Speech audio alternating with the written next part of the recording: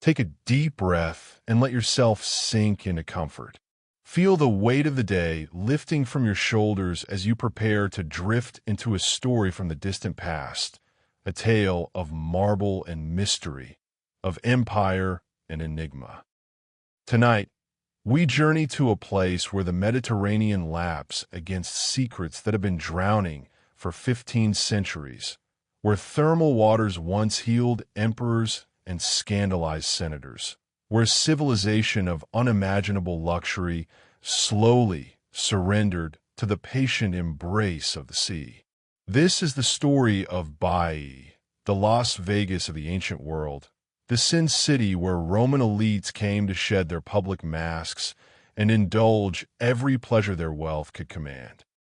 But more than that, this is the story of something that watched it all unfold, a presence in the steam and shadows of the great bathhouses, a guardian who remained even as the waters rose to claim the city forever. Some call it legend, others call it folklore, but the divers who explore the sunken ruins today, swimming through marble corridors where emperors once walked, they tell different stories. Stories of being watched by something that shouldn't be there. Stories of a figure glimpsed in the murky depths, always at the edge of vision, always disappearing when approached directly. So close your eyes now. Let the modern world fade. Feel yourself slipping backward through time, past the noise of our age, past the Industrial Revolution, past the Renaissance and the medieval darkness, past the fall of Rome itself, back to a time when Baiae stood proud above the waves, its bathhouses echoing with laughter and intrigue, its thermal pools steaming under a Mediterranean sun. And there, in the mist rising from heated water, something moves. Something watches. Something remembers. Let's meet the Watcher. Part 1. The Watcher emerges. The first time anyone spoke of the Watcher, it was already old. The year was somewhere around 50 CE, though the exact date has been lost to time like so much else about this mysterious figure. A senator's wife, visiting Baiae for the fashionable season, mentioned in a letter to her sister in Rome that she felt eyes upon her in the great bathhouse complex.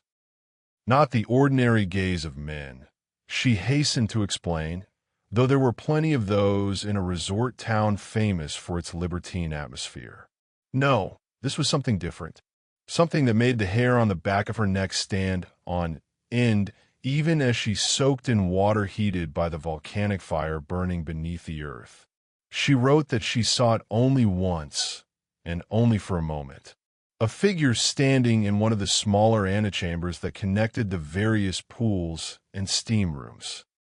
The way she described it has survived in fragments, copied and recopied through the centuries by scholars fascinated by Rome's stranger corners. The figure was tall, she said, or perhaps it only seemed tall in the way it held itself. It wore what might have been robes, or might have been the steam itself taking temporary form. Its face, if it had a face, was obscured by the mist rising from the thermal waters. But the eyes, she was certain about the eyes. They gleamed with an intelligence that was ancient beyond measure, and they watched her with neither malice nor warmth, but with something else entirely, a kind of sorrowful knowing, as if it had seen all this before, as if it knew how it would all end. The letter was dismissed by her sister as the product of too much wine and the sulfurous vapors that rose from Baiae's volcanic springs. People said such things often had hallucinogenic effects, particularly on those not accustomed to them. The wealthy matrons who spent their seasons in Baiae laughed about the visions people claimed to see, the shadows that moved with too much purpose, the sensation of being watched even in the most private of the bathing chambers. It became something of a ghost story, the kind told after too many cups of wine at a banquet, when the night had grown late and the candles burned low. But the stories persisted, and they were always the same in their essential details. A figure in the steam, a presence that watched but never approached, eyes that seemed to pierce through pretense and performance to see something deeper. Some said it was a genius loci, a spirit of the place, born from the volcanic fire and thermal water that made Baiae what it was. Others suggested it was the shade of someone who had died there, perhaps in the early days before the resort became fashionable, when Baiae was just a small port serving the ancient Greek city of Cumae. A few, the more philosophical types who had studied with the Greeks, proposed that it was something older still, a remnant from the time before Rome, before Greece, from an age when stranger things walked the earth and the boundaries between the mortal and immortal were less clearly drawn. Whatever it was, it became part of Baiae's character, as much a fixture of the place as the thermal springs themselves or the magnificent domed bathhouses that rose along the coastline. The Watcher, they called it, though that name wouldn't become universal until much later. In those early days, people used different words in different languages. The Greeks who still lived in the area called it the apops, the observer. The Romans had several names for it, none of them quite sticking. But everyone who spent time in Baiae knew the feeling. That sense of being seen, of being judged, perhaps, by something that existed outside the normal flow of human life. The bathhouse where the Watcher was most often sensed was the Temple of Mercury, though calling it a temple was somewhat misleading. It wasn't dedicated to any god in the formal sense, despite its grandiose name. Instead, it was one of the most magnificent bathing complexes in the Roman world, a massive domed structure built into the hillside with its lower chambers filled by the thermal waters that bubbled up from deep beneath the earth. The dome itself was an engineering marvel, spanning more than 70 feet in diameter, predating the famous Pantheon in Rome and serving as a prototype for that even greater achievement. The interior of the Temple of Mercury was always filled with steam, the thermal waters maintaining a constant temperature that created a perpetual fog in the vaulted space. Sunlight filtered down through the oculus at the dome's apex, creating shafts of golden light that pierced the mist and played across the green-tinted water below. It was beautiful in an ethereal, otherworldly way, and visitors often remarked that it felt less like a bathhouse and more like a gateway to somewhere else entirely. The water was said to have healing properties, drawing the sick and injured from across the empire. But it also drew those seeking pleasures of a different sort, for Baiae's reputation was built as much on sensual indulgence as on therapeutic cure. The Watcher was most often glimpsed at twilight, that liminal time between day and night when the light softened and shadows grew long. Perhaps it was only an optical illusion, the way the failing light played through the perpetual steam. Perhaps it was the effect of the sulfurous fumes on the human mind, creating visions where none existed. But those who saw it, or thought they saw it, were consistent in their descriptions. It appeared most often in the transitional spaces, the corridors and antechambers that connected one part of the bathhouse complex to another. Never in the main pools where crowds gathered. Never in the bright, open courtyards where the wealthy displayed themselves. Always in the in-between places, the thresholds and doorways, the spaces of passage and transition. One account that survived, preserved in a collection of letters from the early 2nd century, describe an encounter in greater detail than most. A young patrician, visiting Baiae for the first time, had gone to the baths alone at dusk, preferring to avoid the crowded daytime hours when every pool seemed to overflow with boisterous aristocrats and their even more boisterous behavior. He was seeking peace, he wrote, a moment of quiet contemplation in the healing waters before the night's festivities began. He had the Temple of Mercury almost entirely to himself, unusual for Baiae, but not unheard of at that particular hour.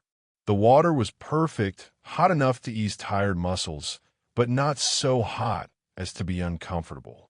The steam rose around him in soft clouds, and he could hear nothing but the gentle lapping of water against stone and his own breathing.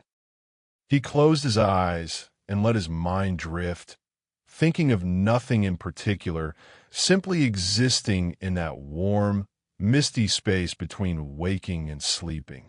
When he opened his eyes again, it was standing there. Not in the water, he was very clear about that. It stood in one of the arched doorways that led to the changing rooms, perfectly still, perfectly silent. He couldn't make out any details through the steam, just a shape that was roughly human in form, but somehow wrong in proportions. It was too tall, or perhaps too thin, or perhaps it was just that the mist distorted everything until nothing looked quite right. But he could see its eyes, or at least he thought he could. 2 points of light in what might have been a face, watching him with an intensity that made his breath catch in his throat. He should have been afraid, he wrote later. Any sane man would have been afraid. But instead, he felt something else entirely. A strange calm descended over him, as if the Watcher's presence, far from being threatening, was actually protective in some fundamental way. He had the overwhelming sense that this being, whatever it was, had been here long before the Romans came, would be here long after they were gone, and that it meant him no harm. It was simply doing what it had always done, what it would always do. Watching, observing, bearing witness to the endless parade of human ambition and folly that played out in this place where earth and water and fire met. He blinked, and it was gone. The doorway stood empty, steam curling through the arch in lazy spirals. Had he imagined it? The letter was uncertain on that point. He admitted freely that he had been very relaxed, almost in a trance state from the heat and the vapor. But he also insisted that he had never felt more awake, more alert, more fully present in his entire life than in that moment when the Watcher's eyes met his own. Whatever he had seen, whether physical or spiritual or something in between, it had been real in the way that mattered most. It had changed him, made him think differently about this place, about what dwelt here, about the assumptions he had carried with him about the nature of reality itself. The letter ended with a curious observation. He noted that after his encounter with the Watcher, Baiae felt different to him. The endless parties and scandalous affairs that formed the heart of the resort's social life suddenly seemed hollow and sad, like watching children play at being adults, unaware of how their games would appear to eyes that had seen centuries pass. He left Baiae earlier than planned, he confessed, because he couldn't shake the feeling that something was observing them all, measuring them and finding them wanting. Not judging them in a moral sense, but simply noting how small they were, how brief their moment of glory would be, how quickly they and their mighty empire would become nothing more than ruins for future generations to puzzle over. That was the paradox at the heart of the Watcher's legend. Those who encountered it never reported feeling threatened or frightened, not in the moment at least. But afterward, they were often troubled in ways they found difficult to articulate.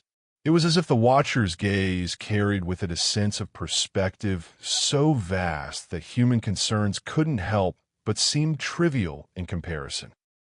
The political intrigues that consumed the Roman Senate, the accumulation of wealth that drove men to risk everything, the passionate affairs and bitter feuds that dominated the social scene at Baiae, all of it suddenly appeared ephemeral and ultimately meaningless when viewed through eyes that had witnessed empires rise and fall like waves upon a shore. But the Watcher didn't judge, or at least that's what those who encountered it consistently claimed. It simply watched. And in that watching, there was something that felt oddly compassionate, as if it understood that humans couldn't help being what they were, caught in their brief moment of existence, unable to see beyond the narrow confines of their own lifetimes. It watched them the way one might watch children playing, with a kind of gentle melancholy, knowing that the game must end, but also that the playing has its own value, ephemeral though it may be. As Baiae grew more famous, as its bathhouses expanded and its reputation for luxury and scandal spread across the empire, the stories about the Watcher grew as well. By the time of the Emperor Hadrian in the early 2nd century, nearly every regular visitor to Baiae had heard tales of the mysterious figure in the steam. Some claimed to have seen it themselves. Others insisted it was nothing but superstitious nonsense, the kind of ghost story that naturally accumulated around any place with Baiae's strange mixture of volcanic activity and moral ambiguity. But even the skeptics often admitted to feeling something odd in certain parts of the bathhouse complex. A presence, a sensation of eyes upon them when no one else was near. The slaves who worked in the bathhouses had their own stories, though these were rarely written down and have survived only in fragments. They spoke of the Watcher appearing to them as well, but in their accounts, it seemed to pay particular attention to moments of cruelty or injustice. A slave being beaten by a master might look up through his tears to see the Watcher standing nearby, witnessing. A kitchen worker, burned by one of the great ovens that heated the water, might glimpse it in the steam rising from her injury. It was as if the Watcher bore witness, especially to those whose suffering went otherwise unnoticed, as if it served as a kind of cosmic record keeper, ensuring that no pain, no matter how insignificant in the grand scheme of things, went completely unseen. This aspect of the legend, the Watcher's apparent concern for the powerless, made it a figure of some comfort to those at the bottom of Roman society's rigid hierarchy. They began to invoke it in their private prayers, not as a god exactly, but as something that saw them, that bore witness to their lives in a way that the gods of Rome's official pantheon rarely seemed to do. It became a source of quiet solace, the idea that someone or something was watching, was remembering, even if that watching couldn't change their circumstances. Their suffering wasn't happening in a void. The Watcher saw, the Watcher remembered. And so the legend grew, fed by countless encounters and near encounters, by glimpses in the steam and shadows, by that persistent feeling that permeated certain parts of the bathhouse complex, the sensation of being in the presence of something vast and ancient and ultimately unknowable. The Watcher became woven into the very fabric of Baiae, as much a part of the place as the thermal springs or the marble columns or the endless intrigues of the Roman elite who made this place their playground. But the Watcher's story doesn't truly begin here, in these fleeting encounters and whispered legends. To understand what the Watcher was watching, why it chose to keep its vigil in this particular place, we need to go back further. Back to the beginning, before the great bathhouses, before the scandal and the splendor, to the time when Baiae was just a small settlement on a volcanic coastline, when the springs that would make it famous first began to draw people to this strange and beautiful corner of the Mediterranean world. Part 2. The Golden Age, Baiae's Rise. Long before Rome even existed, people knew about the springs. The Greeks who settled the Italian coast in the 8th century BCE discovered them early in their explorations. These places where hot water bubbled up from beneath the earth, smelling of sulfur and minerals, steaming even in the coldest winter months. The Greeks, with their love of natural phenomenon and their tendency to see divine forces in the landscape, immediately recognized these springs as something special. They built the city of Cumae on the heights above the coast, and Baiae began as little more than its harbor, a place where ships could anchor safely in the bay while their crews and passengers made the short journey up to the great Greek city on the hill. The springs, the Greeks believed, were gifts from the gods, heated by the same fires that burned in the forge of Hephaestus, the divine smith whose workshop was said to lie deep beneath certain mountains and volcanic regions. The area was already sacred to them, for nearby was the entrance to the underworld itself, or so they claimed. Lake Avernus, just a short distance from Baiae, was the place where Aeneas descended to meet the shade of his father Anchises, at least according to the poet Virgil's retelling of the old legends. The Greeks called these volcanic fields the Phlegraean fields, the burning fields, and they approached them with a mixture of fear and reverence. The springs at Baiae were part of this larger, mystical landscape. The hot water was believed to have healing properties, and as early as the 4th century BCE, people were coming to bathe in the thermal pools that formed naturally along the coastline. The water was rich in minerals, particularly sulfur, which gave it its distinctive smell, but also seemed to ease various ailments. Skin conditions improved after soaking in the sulfurous pools. Joint pain lessened.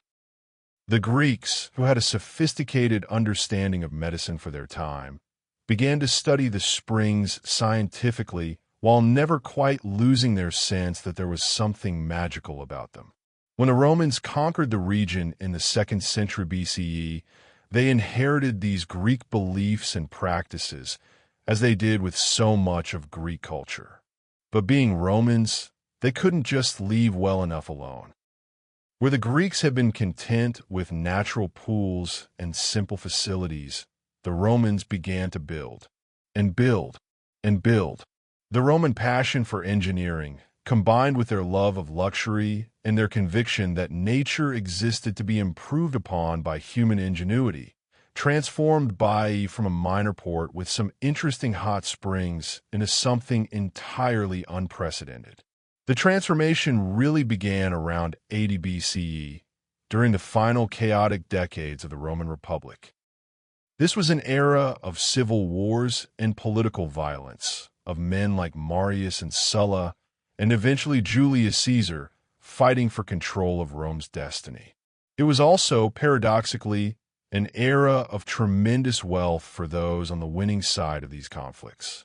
The spoils of conquest flooded into Italy from across the expanding empire, and the Roman aristocracy found themselves with more money than they quite knew what to do with. They spent it on villas, on art, on increasingly elaborate displays of wealth and status. And they discovered Baiae. The coastline around the Bay of Naples had always been beautiful, with its mild climate, its stunning views of the sea and mountains, its vegetation that stayed green even through the winter. But Baiae had something the other coastal towns lacked. It had the springs. And the Romans, with their recent conquest of Greece and Asia Minor fresh in their minds, had become fascinated with Greek bathing culture. They wanted bathhouses, elaborate facilities where water could be heated and channeled through rooms kept at different temperatures, where one could move from hot to cold to hot again in a ritual that was part hygiene, part socializing, and part spiritual practice. Baiae was perfect for this. The volcanic activity that created the springs meant that water could be heated naturally, without the need for the elaborate hypocaust systems that other bathhouses required. More than that, the volcanic region provided natural steam, natural saunas, places where the earth itself seemed to be breathing out hot, moist air that was believed to have curative properties. The Romans began to build bathhouses that took advantage of these natural features, creating massive domed structures where steam-filled rooms could be constructed on multiple levels, where hot pools fed by the thermal springs could be enjoyed year-round. The first of the great Roman aristocrats to build at Baiae was Gaius Marius, the legendary general who had saved Rome from Germanic invaders, but who had also been part of the bloody civil conflicts that marked the end of the 2nd century BCE. Marius built a villa at Baiae sometime around 100 BCE, seeking, perhaps, some respite from the violence and political chaos that consumed Rome. He didn't get it. Even in Baiae, the feuds followed him. But his villa set a precedent. If Marius thought Baiae was worth building in, then it must be a place of importance. Others followed.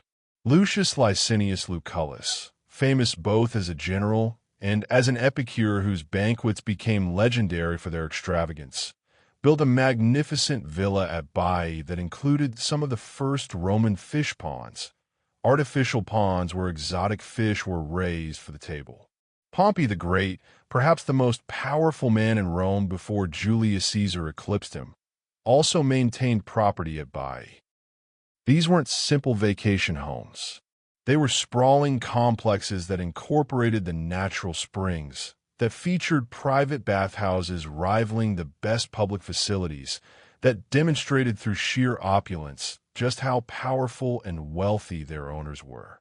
The real transformation of Baiae, though, came with Julius Caesar. Caesar understood better than most of his contemporaries the power of image and display. He knew that in the cutthroat world of late Republican politics, being seen in the right places with the right people was almost as important as actual military or political achievement. He built a villa at Baiae that became one of the most talked about properties in the Roman world, a showcase for his growing power and sophistication. Caesar's Baiae villa wasn't just a place to relax. It was a political instrument. He entertained allies there, cementing relationships with lavish banquets and access to the famous thermal baths. He also used it as a place to conduct negotiations away from the prying eyes of the Senate and the Roman mob. In the steam-filled rooms of Baiae's bathhouses, far from Rome's formality and scrutiny, deals could be made that would never have been possible in the capital. It was at Baiae, according to some accounts, that Caesar, Pompey, and Crassus first discussed the political alliance that would become known as the First Triumvirate, the three-way power-sharing arrangement that would dominate Roman politics for nearly a decade.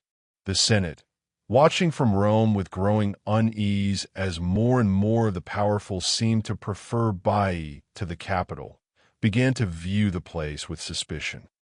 What were they doing there, these generals and politicians, in that pleasure resort so far from senatorial oversight? The seeds of Baiae's dark reputation were already being planted. It wasn't just that people went there for the baths and the beautiful scenery. It was becoming a place where the real power was exercised, where decisions were made that would shape the destiny of the Republic, all of it happening in private villas and steam-filled bathhouses where words disappeared into vapor and couldn't be recorded by history. By 44 BCE, when Caesar was assassinated in Rome, Baiae had become essential to the lifestyle of Rome's elite. It wasn't the only resort town on the coast. Pompeii and Herculaneum were also fashionable, and the island of Capri was beginning to attract attention. But Baiae had something the others lacked. It had the springs, yes, but more than that, it had an atmosphere. It was where you went not just to relax, but to be seen relaxing, to demonstrate that you were powerful enough and wealthy enough to afford extended stays at the most fashionable resort in the Roman world. The bathhouses themselves were growing ever more elaborate. The so-called Temple of Mercury, that great domed structure that would later become so associated with Sightings of the Watcher, was built sometime in the late 1st century BCE, probably during the reign of Augustus, Rome's first emperor. It represented the cutting edge of Roman engineering.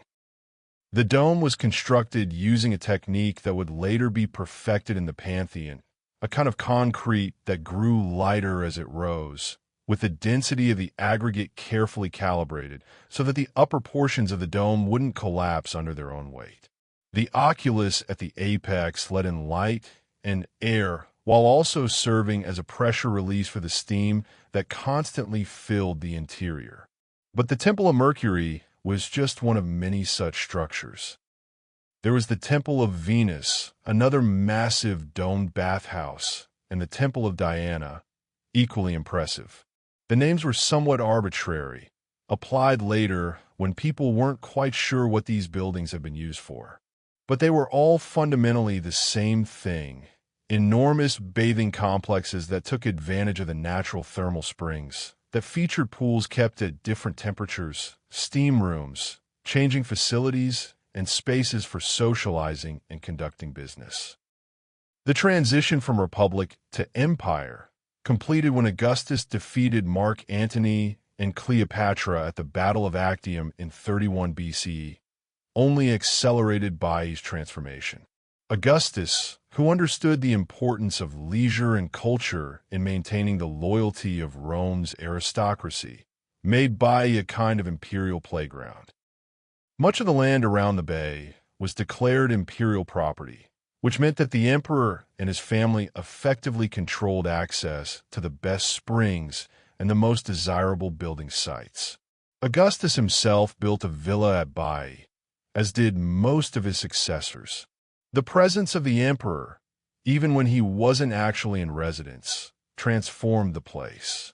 Baiae became not just fashionable, but essential. You couldn't claim to be part of Rome's inner circle if you didn't spend at least part of the year there. The social season at Baiae became one of the fixed points of the aristocratic calendar, as important as the games in Rome or the theatrical performances that marked various religious festivals. The construction that accompanied this imperial interest was staggering. Engineers tunneled into the hillside, creating artificial grottos where cool air and hot steam could be carefully regulated. Aqueducts were built to supplement the natural springs, ensuring that water was always plentiful.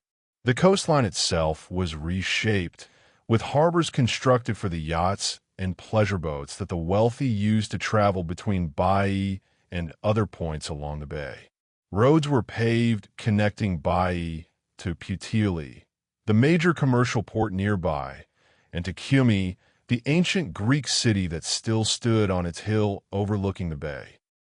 By the time of the Emperor Tiberius, who reigned from 14 to 37 CE, Baiae had essentially become a second capital, at least for the aristocracy. Tiberius himself preferred Capri, where he built a series of villas, and, if ancient gossip is to be believed, indulged in increasingly eccentric and disturbing behavior as he aged. But even Tiberius couldn't ignore Baiae. Too much was happening there. Too many important people were gathering there. The bathhouses had become more than just places to bathe. They were where politics happened, where alliances were forged, where careers were made or destroyed based on who you knew and who you were seen with. The reputation for luxury was becoming intertwined with a reputation for moral laxity. Ancient writers, particularly those with a moralistic bent, began to speak of Baiae with a kind of horrified fascination. Seneca the Younger, the Stoic philosopher who would later serve as advisor to Nero, wrote scathingly about what he had witnessed at Baiae. People staggering drunk along the waterfront, he reported, with parties spilling out of the villas and onto the beaches. Boats full of revelers singing and drinking as they rowed across the bay. Women of high birth behaving in ways that would have been unthinkable in Rome. Men pursuing pleasures that Seneca delicately described as contrary to nature. The poet Propertius called it the enemy of chaste girls. The satirist Martial suggested that even the most virtuous woman became a Cleopatra in Baiae, implying that the place somehow stripped away normal moral restraints and left people prey to their basest desires. Another writer, whose name has been lost, wrote that what happened in Baiae stayed in Baiae, or at least it was supposed to, though the gossip and scandal that emerged from the place suggested that discretion wasn't always maintained. Part of what fed Baiae's reputation was the nature of the bathhouses themselves. Roman bathing culture was already quite different from modern notions of public bathing. Men and women often bathed together, or if they were separated, it was only in certain parts of the complex and at certain times of day. Nudity was common and unremarkable. The baths were social spaces where business was conducted, where friendships were formed, where, yes, romantic and sexual encounters were facilitated. But Baiae took all of this to an extreme. The private villas had their own bathhouses, of course, where the wealthy could indulge whatever pleasures they chose without any oversight.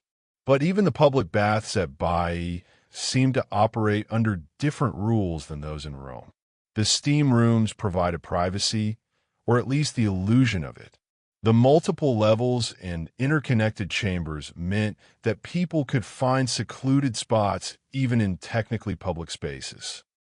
And the very atmosphere of the place, the sulfurous steam, the volcanic heat, the luxury and excess on display everywhere, seemed to encourage behavior that would have been scandalous elsewhere. This was the Baiae that was emerging during what we might call its golden age, roughly from the time of Augustus through the reign of Claudius in the mid-1st century CE. It was a place of contradictions, beautiful and decadent, sophisticated and crude, a center of political power and a den of sensual pleasure. The wealthy came there to be seen, but also to escape the scrutiny of Rome. They came for the therapeutic waters, but stayed for the parties. They came, perhaps, to forget who they were supposed to be and to explore who they actually were when stripped of their formal roles and social masks. And through it all, if the legends are to be believed, the watcher observed.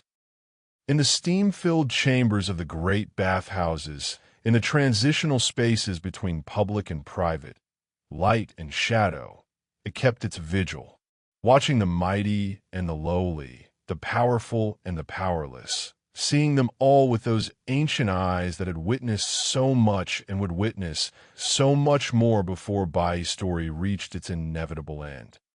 Part 3. The City of Secrets, Imperial Splendor and Shadow. The reign of Claudius, who became emperor in 41 CE after the assassination of Caligula, marked another phase in Baiae's development. Claudius was an unlikely emperor, a man who had been largely ignored and even ridiculed by his own family for most of his life due to physical disabilities that made him seem weak and incompetent. But once in power, Claudius proved to be a capable administrator with a particular interest in public works and engineering projects. He understood the importance of infrastructure, both physical and social, in maintaining the empire's stability. At Baiae, Claudius commissioned what would become one of the most spectacular structures in the resort's history. The Nymphaeum, a kind of elaborate dining grotto where guests could recline around a pool of water while servants floated dishes to them on specially designed trays. The Nymphaeum was decorated with marble statues depicting members of the imperial family, including Claudius's own mother, Antonia Minor, who was a niece of Augustus and a figure of considerable power in her own right despite never holding any official position. The statues weren't just decoration. They were a statement of power, a reminder that this was an imperial space, that the emperor himself dined here, that those invited to share his table were among the most privileged people in the Roman world. The Nymphaeum showcased the height of Roman luxury. Water that had been heated by volcanic fire, cooled to the perfect temperature for both drinking and decorative purposes, flowing through channels carved from marble while guests reclined on cushions and ate delicacies gathered from across the empire. Oysters from the bay itself, which were considered the finest in the Roman world. Fish raised in the elaborate ponds that Lucullus had pioneered decades earlier. Wines from Campania in Greece and even distant Spain.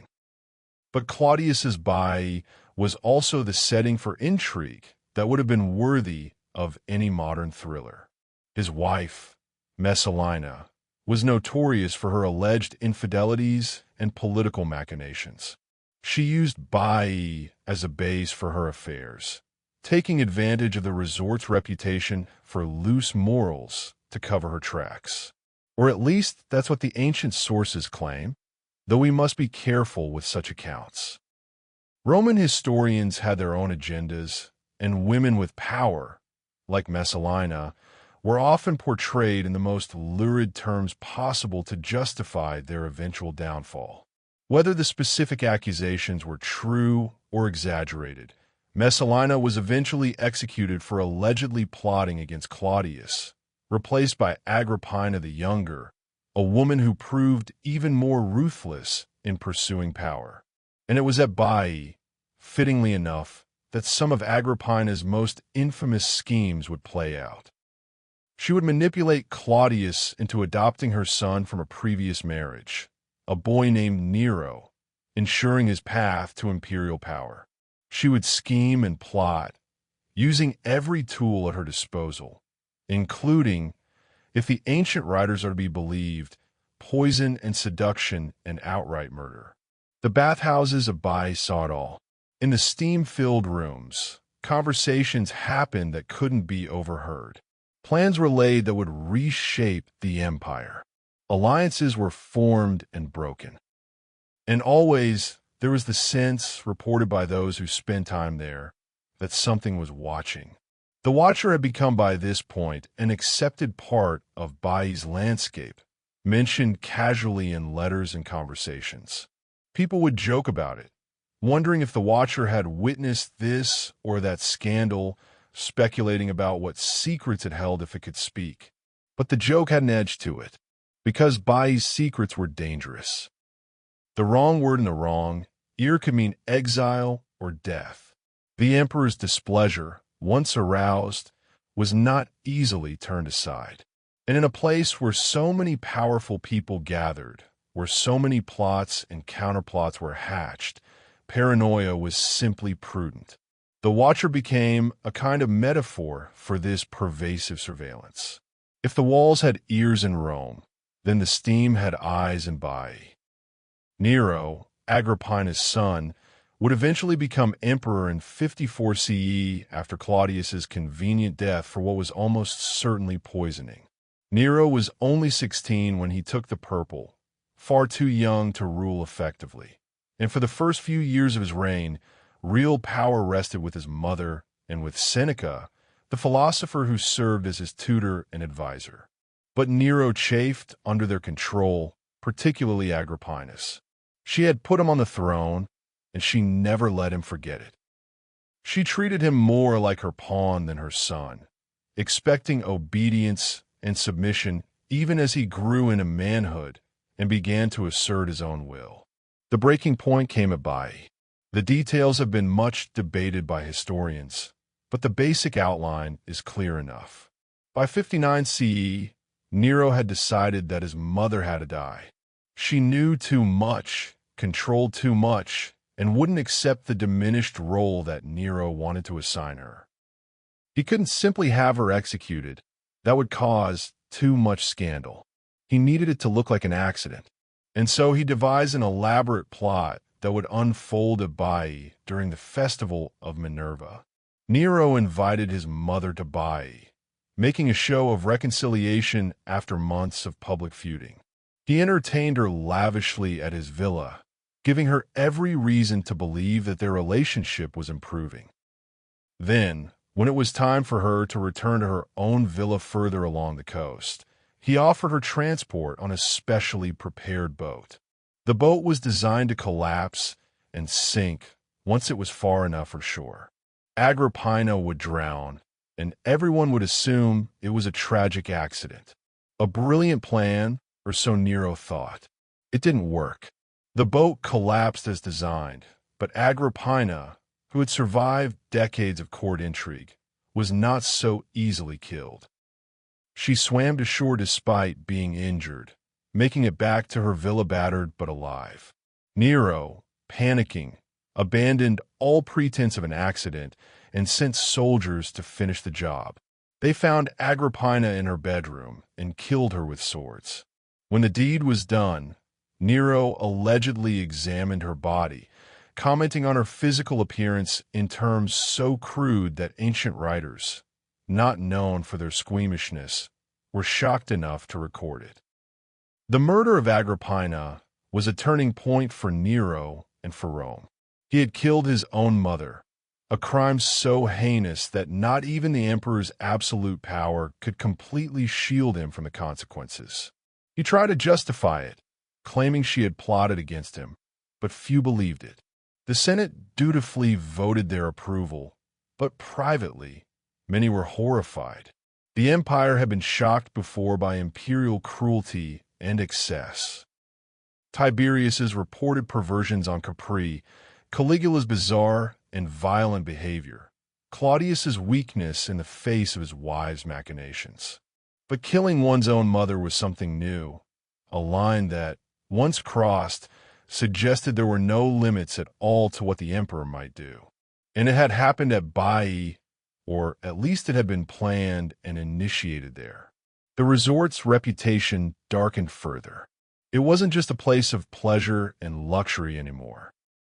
It was a place where terrible things happened, where the powerful indulged their darkest impulses, where the normal rules that constrained human behavior seemed not to apply. The Watcher, it was said, had seen it all. The plotting, the attempted drowning, the eventual murder. It had witnessed Nero's transformation from a young man, still trying to balance power with morality, into a monster capable of matricide. And it had said nothing, done nothing, simply observed as it always did. Nero continued to visit Baiae after his mother's death. In fact, he seemed to embrace the place's dark reputation. He built elaborate pleasure facilities along the coast, including, according to some accounts, floating brothels that he would anchor in the bay and visit by boat. He hosted extravagant parties that lasted for days, featuring entertainment so explicit that even hardened Romans were occasionally scandalized. The philosopher Seneca, who had once been Nero's advisor, wrote about encountering Nero at Baiae and being disgusted by what he saw, people drunk and staggering, music playing at all hours, behavior that would shame a decent person. But Seneca, for all his moralizing, missed the point. Baiae wasn't about decency. It had never been about decency. It was about power, about the Roman elite demonstrating that they were above the rules that governed ordinary people. In Rome, you had to maintain at least a facade of respectability. At Baiae, you could be who you really were. The hot springs didn't just heal bodies, they revealed souls. And what they revealed wasn't always pleasant to look at. The bathhouses themselves became stages for ever more elaborate displays of wealth and status. The pools were lined with mosaics depicting everything from mythological scenes to explicit sexual imagery. The changing rooms featured marble columns imported from across the empire, each piece chosen for its rarity and expense. The steam rooms were perfumed with exotic oils, creating an atmosphere that was simultaneously intoxicating and overwhelming. Guests were offered wines that cost more per amphora than a working man might earn in a year. Dishes were prepared using ingredients so rare that acquiring them required dedicated supply, chains stretching across the known world. It was unsustainable, of course. Nothing so excessive could last forever.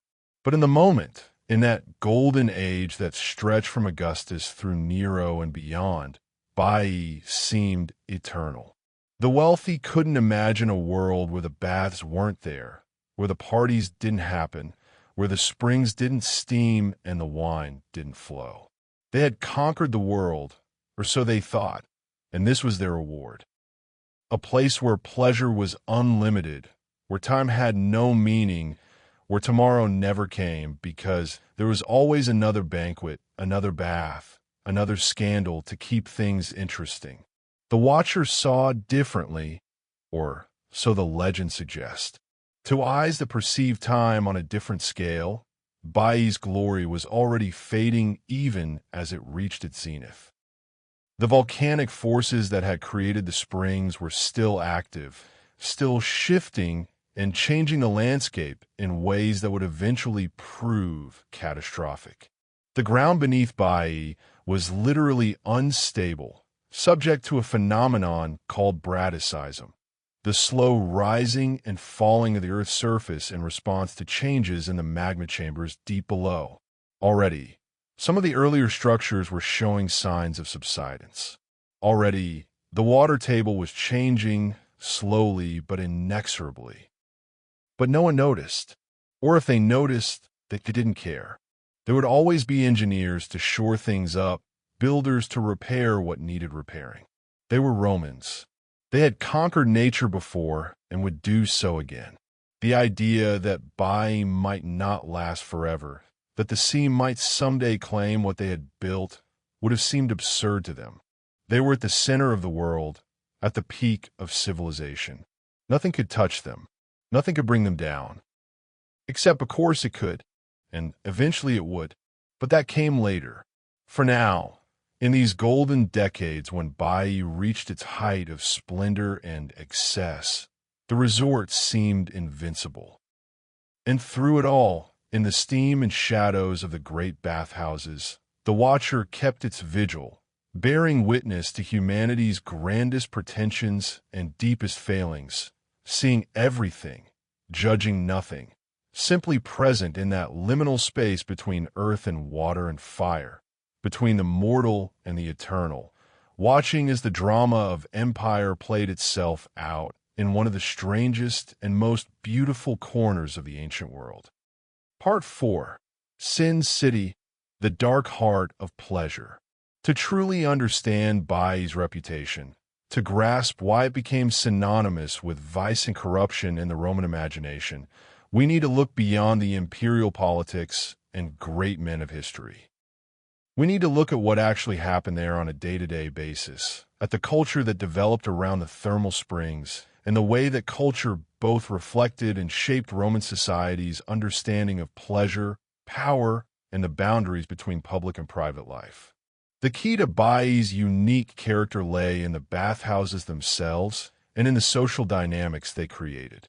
Roman bathing culture was already quite permissive by modern standards.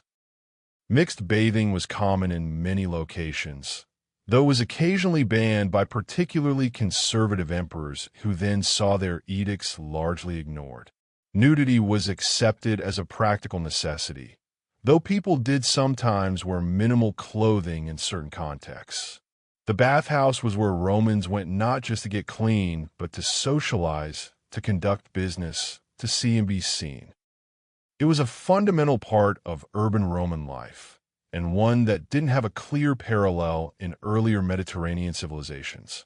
Baiae took this already permissive culture and removed whatever constraints remained. The private villas each had their own bathhouses where the owners could do literally anything they wanted without any oversight. But even the public bathhouses at Baiae operated differently than those in Rome. There was less supervision, fewer attendants checking on what happened in the steam rooms and private chambers. The layout of the facilities themselves, with their multiple levels and interconnected rooms, their countless alcoves and grottos and quiet corners, seemed almost designed to facilitate private encounters even in technically public spaces. The steam itself contributed to this atmosphere. The volcanic springs produced not just hot water, but genuine steam, rising naturally from the earth in dense clouds that filled the rooms and made it difficult to see more than a few feet in any direction. In the Temple of Mercury and the other great domed bathhouses, the interior was perpetually shrouded in mist. You could hear voices echoing off the walls, but you couldn't always see who was speaking. You could sense the presence of others moving through the fog, but identifying them was often impossible.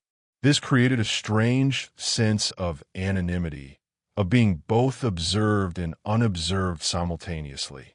Anything might be happening just a few yards away, hidden by the steam. Ancient writers were simultaneously fascinated and horrified by what this meant for behavior at Baiae. Seneca, in one of his letters, described walking along the waterfront and seeing people who were so drunk they could barely stand upright. He heard music and laughter coming from boats anchored in the bay, parties that apparently went on all night and well into the next day. He saw, or claimed to see, women of high birth consorting openly with men who were not their husbands, behavior that in Rome would have been unthinkable for respectable matrons, but which at Baiae was apparently commonplace. The poet Propertius, writing somewhat earlier in the reign of Augustus, had called Baiae the enemy of chaste girls, and he explained why. Even women who came to Baiae with every intention of remaining faithful, he suggested, found the atmosphere of the place overwhelming. The constant parties, the availability of handsome young men with no responsibilities and nothing to do but pursue pleasure, the way that normal social rules seemed suspended, all of it conspired to break down resistance. When a woman goes to Baiae, he wrote, she returns as something other than she was. Whether this was true or simply reflected male anxieties about female sexuality and the difficulty of controlling women once they were removed from the strict supervision that characterized life in Rome is debatable. What's clear is that Baiae had a reputation for facilitating affairs and romantic intrigues. The resort's entire social structure seemed organized around creating opportunities for such encounters. The bathhouses provided privacy. The villas hosted parties that went on for days. The boats on the bay offered mobile venues for assignations. And the sheer density of wealthy, bored, attractive people looking for diversion created a hothouse atmosphere where seduction and scandal were not just possible, but almost inevitable. The most famous scandal involving Baiae in the Republican era concerned a woman named Clodia, who was from one of Rome's most distinguished families. Clodia was accused in court of various improprieties, and her accuser's lawyer, none other than the great orator Cicero, used her association with Baiae as evidence of her moral failings. He described her as maintaining a villa at Baiae, where she entertained a constant stream of male visitors, where she behaved not as a respectable Roman matron should, but as a common courtesan. Whether these charges were fair or simply character assassination in service of winning a legal case is impossible to determine at this distance. But Cicero clearly believed, or wanted the jury to believe, that simply being associated with Baiae was damning in itself. The place had become a byword for moral laxity, for the kind of behavior that threatened Roman values. And yet, paradoxically, it remained wildly popular with the very people who publicly espoused those values most loudly. Senators who gave speeches in Rome about the importance of traditional morality spent their summers at Baiae engaging in behavior they would have condemned in others. This hypocrisy wasn't lost on contemporary observers.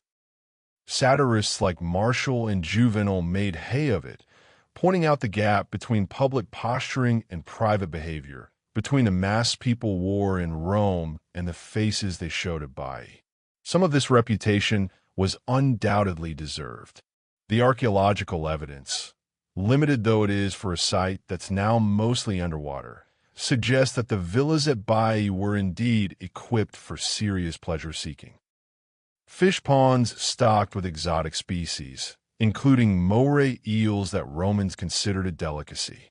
Elaborate kitchens capable of preparing feasts for dozens or even hundreds of guests. Wine cellars stocked with vintages from across the empire. Bedrooms decorated with frescoes that left little to the imagination regarding what they were intended for. This was not a place designed for simple relaxation. It was designed for excess. But some of the reputation was also probably exaggerated, the product of Rome's complicated relationship with pleasure and luxury. The Roman elite were deeply ambivalent about their own wealth and power. On one hand, they believed firmly that they deserved it, that it was the just reward for Roman virtue and military prowess. On the other hand, they worried constantly about being corrupted by it, about losing the simple, hearty values that had made Rome great in the first place. Greek luxury was particularly suspect, seen as soft and effeminate, likely to sap Roman vigor and turn tough soldiers into perfumed decadence. Baiae, with its Greek origins and its focus on pleasure and relaxation, became a focal point for these anxieties. It represented everything that worried traditional Romans about their own success. It was a place where people went to not be Roman, in a sense, to shed the stern self-discipline that was supposed to characterize the ideal citizen, and to indulge appetites that were supposed to be carefully controlled. And yet it was undeniably Roman too, built by Romans, populated by Romans, a product of Roman engineering and Roman wealth. The tension was never resolved. Baiae remained throughout its history both celebrated and condemned, a necessary escape valve for the pressures of Roman life, and a symbol of everything that might destroy Rome from within.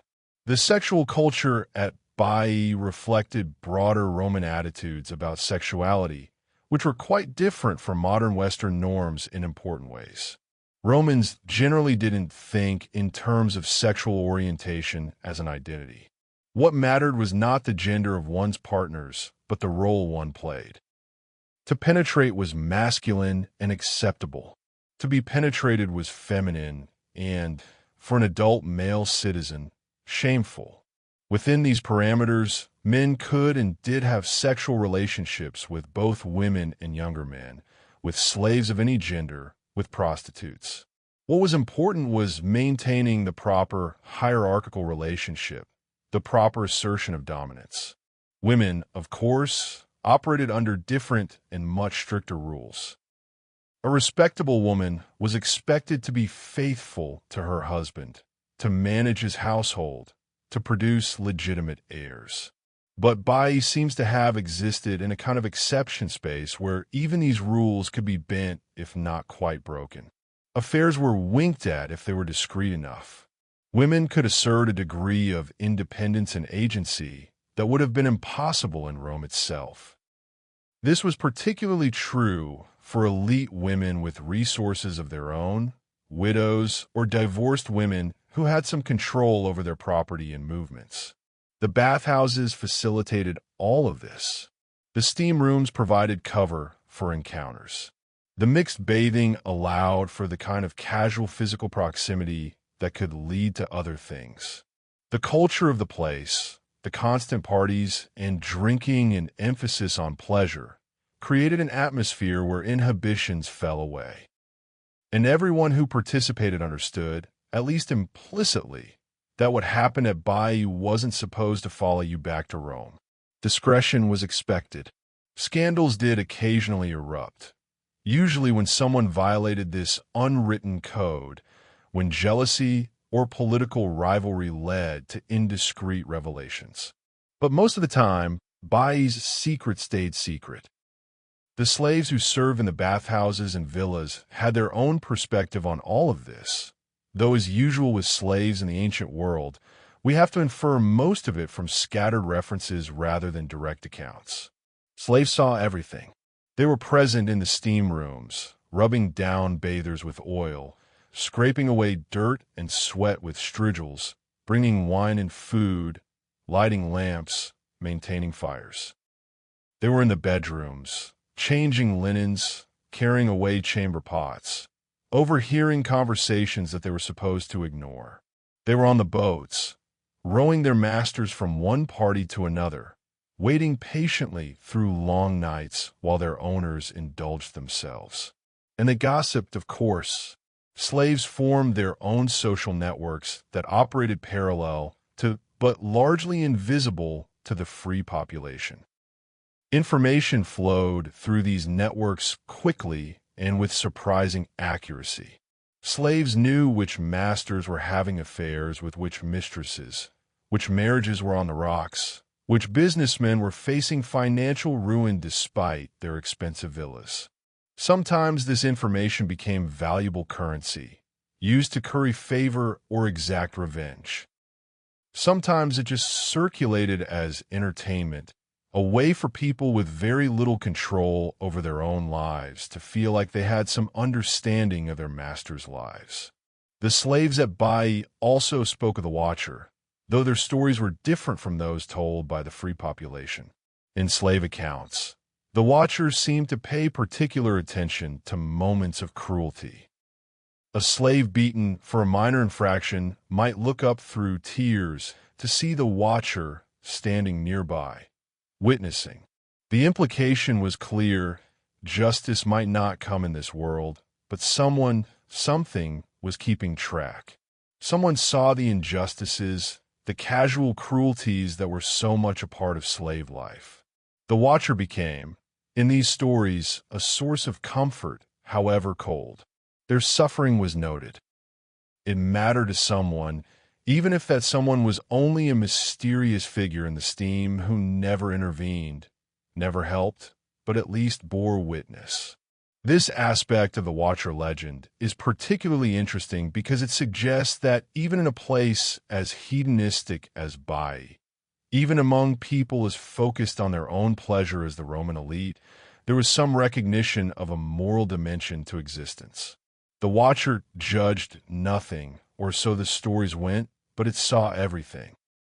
And there was something in human nature, apparently, that needed to believe that somewhere, someone or something was keeping track, that actions had consequences even if those consequences weren't immediately apparent.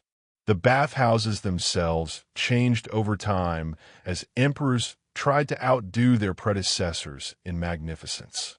Hadrian, who ruled from 117 to 138 CE and was known for his love of Greek culture and his extensive building projects, expanded the facilities at Baiae significantly. He built a new villa that incorporated some of the earlier structures and added vast new wings featuring the latest in architectural innovation.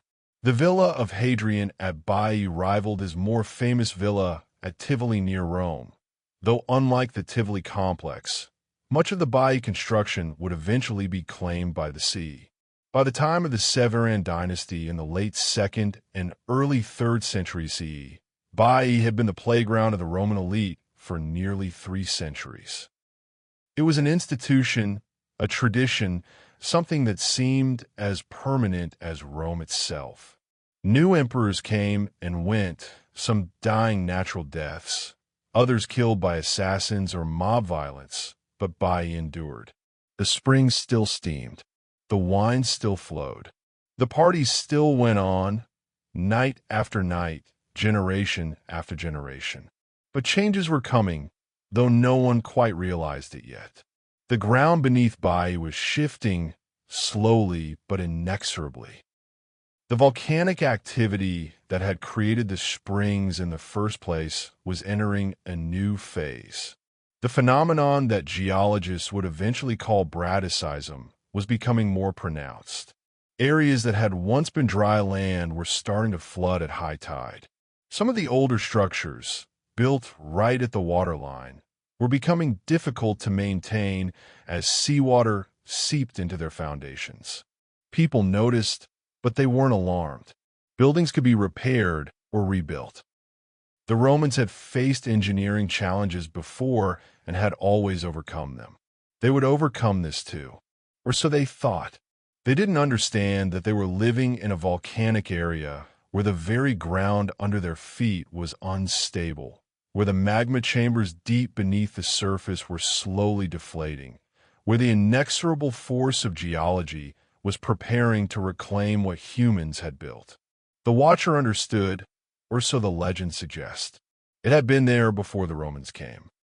It had seen the volcanic landscape shift and change over timescales that human civilization couldn't comprehend. It knew, in whatever way such a being could know things, that Baiae's time was limited, that the springs that had made it famous would eventually be its undoing, that the sea was patient and the earth was restless, and eventually, the combination would prove too much for even Roman engineering to overcome. But that was still in the future. For now, in the 2nd and 3rd century CE, Baiae continued its raucous existence, a perpetual party that showed no signs of ending. The bathhouses steamed. The villas hosted their nightly gatherings. The powerful came to relax and scheme and indulge. And in the misty chambers of the Temple of Mercury, in the twilight spaces between rooms, the watcher kept its vigil, seeing everything, saying nothing, waiting for the end it knew must come. Part 5. The Earth Moves, Bradyseism, and the Long Decline. The 4th century CE marked the beginning of the end for Baiae, though the decline was so gradual that people living through it might not have fully grasped what was happening. The Roman Empire itself was entering a period of profound transformation. Constantine had legalized Christianity in 313 CE, fundamentally altering the religious and cultural landscape of the empire. The capital had been moved to Constantinople in 330 CE, shifting the empire's center of gravity eastward. Rome itself, and by extension the Italian coastline that had been the playground of Rome's elite, was becoming less central to imperial concerns. But these were political and cultural changes.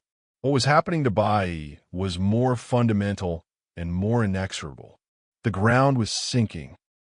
The volcanic phenomenon that geologists call Bradyseism, from Greek words meaning slow earthquake, was pulling the coastline downward millimeter by millimeter, year by year, decade by decade. To any individual living through it, the change would have been almost imperceptible. But over generations, the cumulative effect was devastating. Bradyseism is caused by changes in the magma chamber deep beneath the Earth's surface. When magma rises and pressure builds, the ground lifts. When magma drains away or cools, the ground sinks. The Phlegrean Fields, the volcanic region where Baiae was built, has experienced this kind of activity throughout its geological history. The bay itself is essentially a partially submerged volcanic caldera formed by ancient eruptions that dwarfed anything witnessed in historical times. The hot springs that made Baiae famous were just one manifestation of the volcanic system still active beneath the surface. In the early centuries CE, the volcanic system was in a deflation phase. The magma chamber was slowly losing pressure, and the ground above it was subsiding. The effect was particularly pronounced along the coastline, where the lower-lying areas were most vulnerable. Buildings that had been constructed with their foundations well above the waterline found themselves increasingly threatened by high tides. Basements that had been dry became damp. Floors that had been level developed noticeable slopes. Doorways that had once been square began to lean. The Romans tried to adapt. They built seawalls and raised floors. They constructed new buildings on higher ground while abandoning the lower-lying structures. The engineering challenges were significant, but not insurmountable. Roman concrete could handle a certain amount of ground movement. Roman architects knew how to shore up foundations and redirect water. For a while, perhaps a century or more, it seemed like Baiae could simply be rebuilt slightly higher, that the great resort would survive this geological challenge just as it had survived everything else. But the Bradyseism didn't stop. By the beginning of the 5th century, the lower parts of Baiae were regularly flooding at high tide. The harbors that had once accommodated the yachts and pleasure boats of the elite were becoming unusable. Some of the most famous villas, including parts of what had been Julius Caesar's estate, were being gradually claimed by the sea. The bathhouses closest to the water were becoming impossible to maintain. Salt water was seeping into the foundations, corroding the concrete and rusting the metal fixtures. The elaborate plumbing systems that had carried hot water from the springs were failing as their channels filled with sediment and their connections warped with the shifting ground. The wealthy began to look elsewhere for their holiday retreats. Capri, sitting on its rocky heights, had none of Baiae's subsidence problems. Pompeii and Herculaneum, though they had been destroyed by Vesuvius in 79 CE, had been replaced by other coastal towns that offered similar amenities without the flooding. Even Puteoli, the commercial port just a few miles from Baiae, was on higher ground and better positioned to handle the changing coastline. Baiae's unique selling point, the thermal springs that rose right at the waterline, had become a liability. The very features that made it special were the ones most threatened by the rising sea. The social and economic impact was gradual but inexorable. Fewer wealthy families maintained villas at Baiae. The bathhouses that had once been crowded from dawn to dusk saw declining attendance. Businesses that had catered to the resort's elite clientele found themselves struggling. Slaves who had worked in the villas were sold off as their owners decided that maintaining properties in an increasingly flood-prone area wasn't worth the cost. The year-round population began to decline as people moved to more stable locations. But Baiae didn't empty overnight. The upper parts of the town, built on the hillside and well above the flood zone, continued to function. The springs still produced hot water, even if some of the elaborate bathhouses built to exploit them were now unusable. And there was something else, something harder to quantify, but very real nonetheless. Baiae had accumulated centuries of history, of legend, of meaning. It wasn't just a place to the Romans. It was the place, the resort that had hosted every emperor since Augustus, that had been the setting for countless political intrigues and romantic scandals. You didn't just abandon 400 years of cultural significance because of some engineering challenges. So Baiae persisted, diminished, but not destroyed. The 4th century saw a reduced, but still significant population. The bathhouses that remained above the waterline were still used, though perhaps not with the same intensity as before. The aristocrats who still maintained villas, there were often older families with deep roots in the area, people for whom Baiae wasn't just a vacation spot, but part of their identity. And there were still parties, still scandalous affairs, still the whiff of sulfur in the air, and the feeling that in Baiae, the normal rules somehow didn't quite apply. The Watcher, if the legends are accurate, remained as well. If anything, encounters with the mysterious figure became more frequent in the later periods. Perhaps this was because the decline in population meant fewer people in the bathhouses at any given time, making the Watcher's presence more noticeable. Or perhaps, in this time of transition and loss, people were more attuned to signs and portents, more likely to interpret ambiguous experiences as supernatural encounters. Whatever the reason, the stories continued to circulate. The figure in the steam, the eyes that watched from the shadows, the sense of an ancient presence bearing witness to Baiae's slow decline. The 5th century brought new troubles that had nothing to do with geology. The Western Roman Empire was disintegrating, unable to maintain control over its territories in the face of barbarian invasions and internal chaos. Rome itself was sacked by the Visigoths in 410 CE, an event so shocking that it reverberated across the empire. The Eternal City, which hadn't been captured by foreign enemies in 8 centuries, had fallen. If Rome could fall, then nothing was safe, nothing was permanent. Baiae, already weakened by its geological problems, became an increasingly tempting target for raiders. Its reputation for wealth lingered, even as its actual prosperity declined. The villas that remained were known to contain valuable art and furnishings, accumulated over generations. The bathhouses were decorated with marble and precious metals, and the population, consisting largely of older residents and the slaves who served them, wasn't capable of mounting effective defense. The first major raid came sometime in the late 5th century, probably after the Western Empire had effectively ceased to function in Italy. We don't have precise details. The period is poorly documented, but later sources reference Baiae being sacked by barbarian warbands moving through the region. Some of the villas were burned, their contents looted. Survivors fled to Puteoli or other nearby towns that had better defenses. When people eventually returned, they found a town that was both physically damaged and psychologically broken.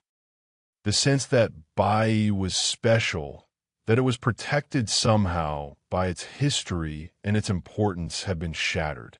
The 8th century brought another disaster, this one better documented. Muslim raiders, operating from bases in North Africa and Sicily, launched a series of attacks on the Italian coastline. Baiae, with its exposed position on the bay and its weakened fortifications, was hit hard. The raid, which occurred around 810 CE, seems to have been particularly devastating. The raiders were interested in slaves as much as in portable wealth, and they carried off many of Baiae's remaining inhabitants. Those who escaped fled inland, and many never returned. After the Muslim raid, Baiae was largely abandoned. The upper town continued to have some population, but the once great resort was effectively dead. The villas stood empty, their roofs collapsing, their walls slowly being reclaimed by vegetation. The bathhouses, many of them already compromised by the centuries of ground subsidence, were left to the mercy of the elements. And the sea, patient and relentless, continued its encroachment. By the year 1000 CE, much of what had been Baiae was underwater. The Bradyseism that had begun so slowly in the 3rd and 4th centuries had accelerated in the later period, possibly due to increased volcanic activity in the region. The coastline had subsided by as much as 20 feet in some areas. Buildings that had once stood well above the waterline were now completely submerged. The famous bathhouses, the villas where emperors had schemed and lovers had met, the harbors where pleasure boats had anchored, all of it was gone, claimed by the Mediterranean. What remained above water was a ghost of the former resort. A few structures still stood on the higher ground, but they were ruins, their purpose forgotten, their former glory impossible to imagine for anyone who hadn't seen Baiae in its prime. The springs still flowed, but there was no one left to appreciate them. The local population, reduced to a handful of fishing families, avoided the ruins. The place had an eerie reputation. Too many ghosts, they said. Too much history lying under those fallen stones and submerged structures. And there was one other thing, they said, passed down through the generations, even as the specifics of Baiae's history were lost to memory. They said the place was watched, that something dwelt there still, in the ruins and in the waters that had claimed them, that if you went there at twilight, when the light was failing and the sea was calm, you might see it. A figure standing in the ruins, or walking along the beach where emperors had once strolled, or out in the water itself, among the submerged columns and drowned archways. Watching, always watching. By 1500 CE, even the remnants of habitation were gone. The area had become malarial, the swamps and stagnant pools created by the changing coastline breeding mosquitoes that carried the disease. Anyone who tried to live there sickened and died. The Spanish, who controlled Naples and the surrounding region by this point, built a castle on the heights above Baiae, the Castello di Baia, but it was a military installation, not a residence. The coastline itself was considered uninhabitable. Baiae, the Las Vegas of the Roman world, the resort that had defined luxury and scandal for the ancient elite, had vanished. Not all at once, not in a single catastrophic event, but slowly, inexorably, claimed by forces that no amount of Roman engineering could ultimately resist.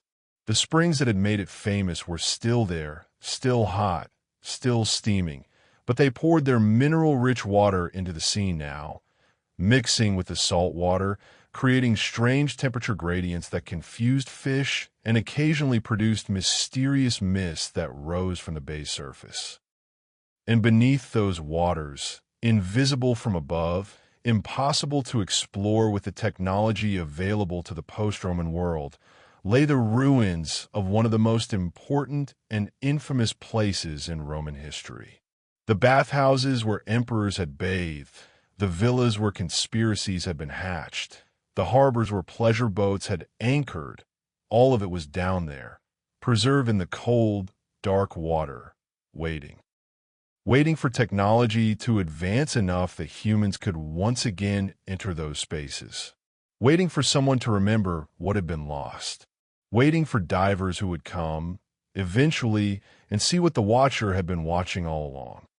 Part 6. Beneath the Waves, the Submerged City. For nearly 1,500 years, Baiae existed only in texts and memory. The ruins above water were picturesque in the way that ancient ruins often are, drawing a steady trickle of antiquarians and early tourists who came to see where the mighty Romans had once played. But the true Baiae, the bathhouses and villas and harbors that had been the heart of the ancient resort, was hidden beneath the waters of the bay, out of sight and largely forgotten. Ancient sources mentioned that parts of Baiae had sunk into the sea. Pliny the Younger, writing in the 1st century CE, had commented on the changing coastline. Later Byzantine and medieval writers occasionally referenced the submerged structures. But without the ability to dive and explore underwater, these were just curiosities, interesting footnotes to a long-dead civilization. The sea had claimed what the sea had claimed, and that was that. Occasionally, artifacts would wash up on the beach. A piece of marble with fine carving, a fragment of mosaic, sometimes even a statue or part of a column. Local fishermen would pull up pieces of worked stone in their nets, evidence that there was something down there, something substantial. But it was impossible to get a clear picture of what had been lost.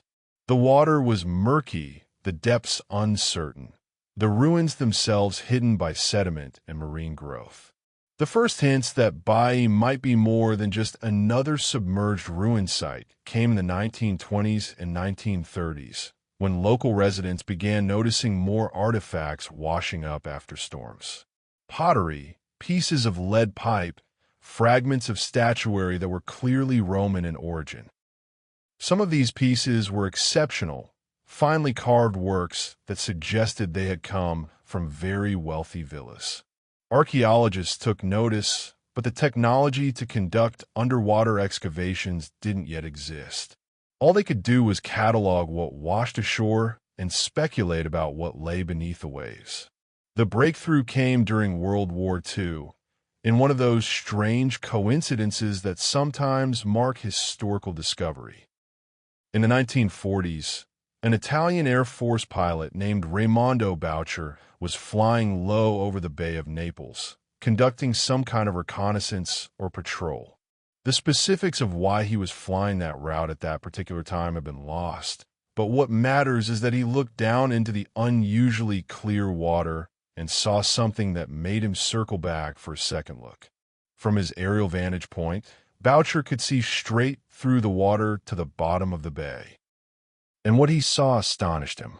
Structures, clearly artificial, laid out in regular patterns that suggested streets and buildings. Columns standing in neat rows. What looked like walls and foundations. An entire complex of ruins, a ghost town under the water, preserved in remarkable detail. He took photographs, documenting what he had seen, and when he returned to base, he reported the discovery to his superiors.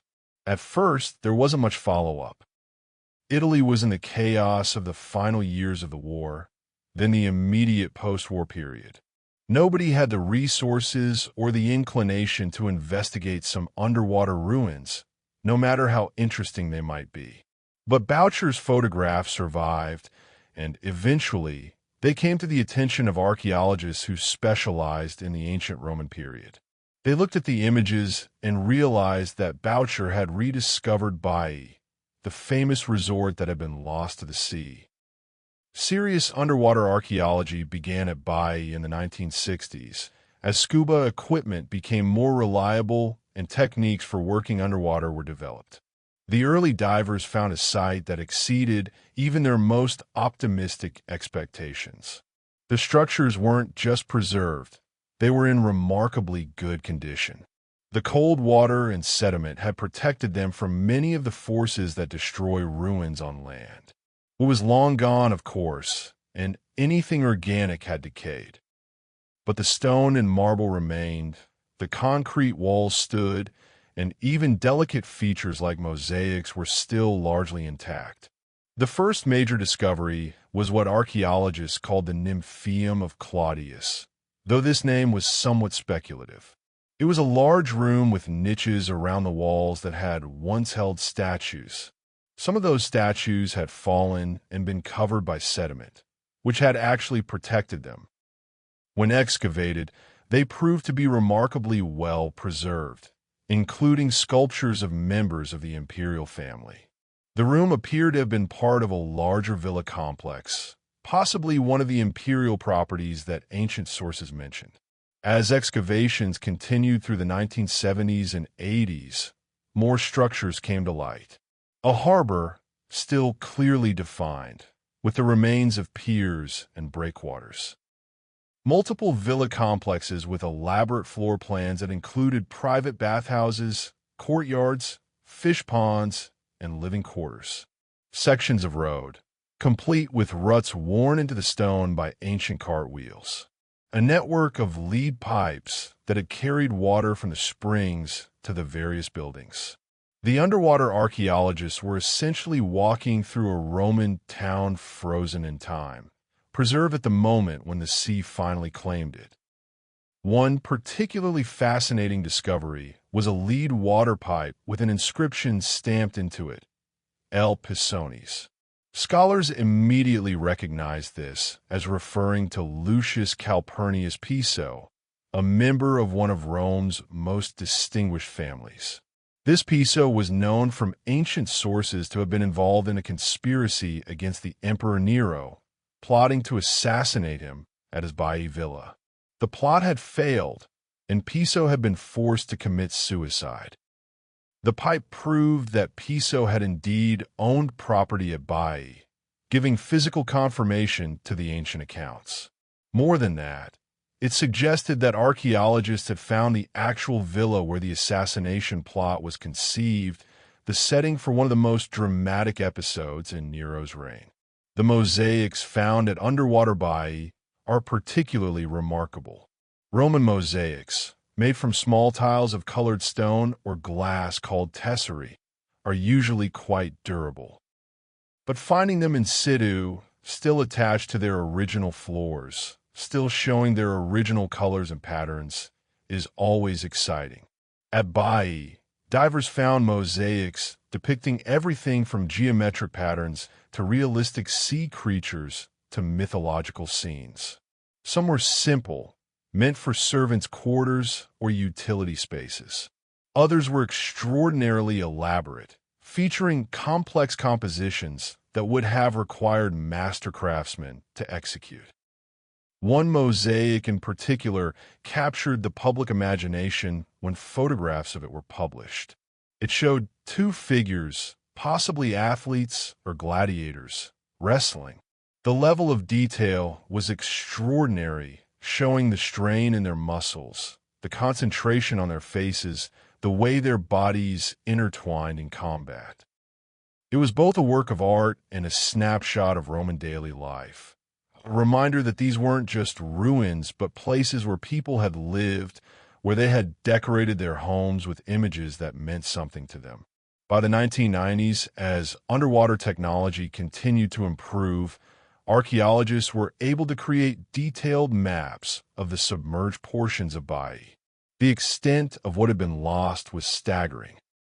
An area of several hundred acres was covered by Roman structures, including multiple major building complexes, miles of roads, and extensive harbor facilities. This was a major town, not just a collection of luxury villas. It had infrastructure, public buildings, commercial areas. And all of it was down there, between 10 and 30 feet below the surface, depending on the local subsidence and the tides. The Italian government, recognizing the archaeological significance of the site, established the Underwater Archaeological Park of Baiae in 2002. This made Baiae one of the world's first protected underwater archaeological sites, with regulations prohibiting looting and requiring permits for any diving or research. The park also began developing programs to make the ruins accessible to the public, including guided snorkel and scuba tours that allowed regular people, not just archaeologists, to swim through this submerged piece of Roman history. Diving at Baiae today is a strange and evocative experience, according to those who have done it. The visibility varies depending on conditions, sometimes excellent, sometimes murky. But when it's clear, you can swim down through the blue-green water and suddenly find yourself in a Roman street, with walls rising on either side, doorways opening into rooms that haven't been entered since the sea claimed them. Fish swim through the ruins, utterly indifferent to the history surrounding them. Octopuses make their homes in ancient amphorae. Sea grass grows from cracks in marble floors that once supported the weight of emperors. The underwater environment has preserved things that wouldn't have survived on land. The buildings retain more of their original height because there's been no erosion from wind and rain, no damage from plant roots or freeze-thaw cycles. Some structures are almost complete, with their roofs gone, but their walls standing nearly full height. You can see how rooms connected to each other, how the Romans utilized space, how they integrated architecture with the natural landscape. But there's also something haunting about it. These are places designed for the living, for pleasure and comfort and social interaction. Now, they're silent and empty, populated only by fish and mollusks and the occasional curious diver. The contrast between what was and what is couldn't be more stark. The parties are over permanently. The laughter has been replaced by the muted sounds that travel through water. The elaborate meals and expensive wines have given way to seaweed and salt water. Archaeologists continue to make new discoveries at Baiae. In 2023, they uncovered an extensive opus sectal floor, a type of decorative pavement made from precisely cut pieces of marble arranged in geometric patterns.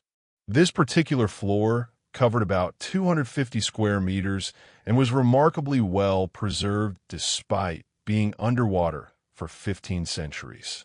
The discovery made headlines, a reminder that even in this well-explored site, there are still surprises waiting to be found.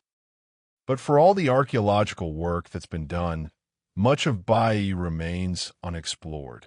The site is huge, the water conditions are often challenging, and underwater archaeology is expensive and time-consuming.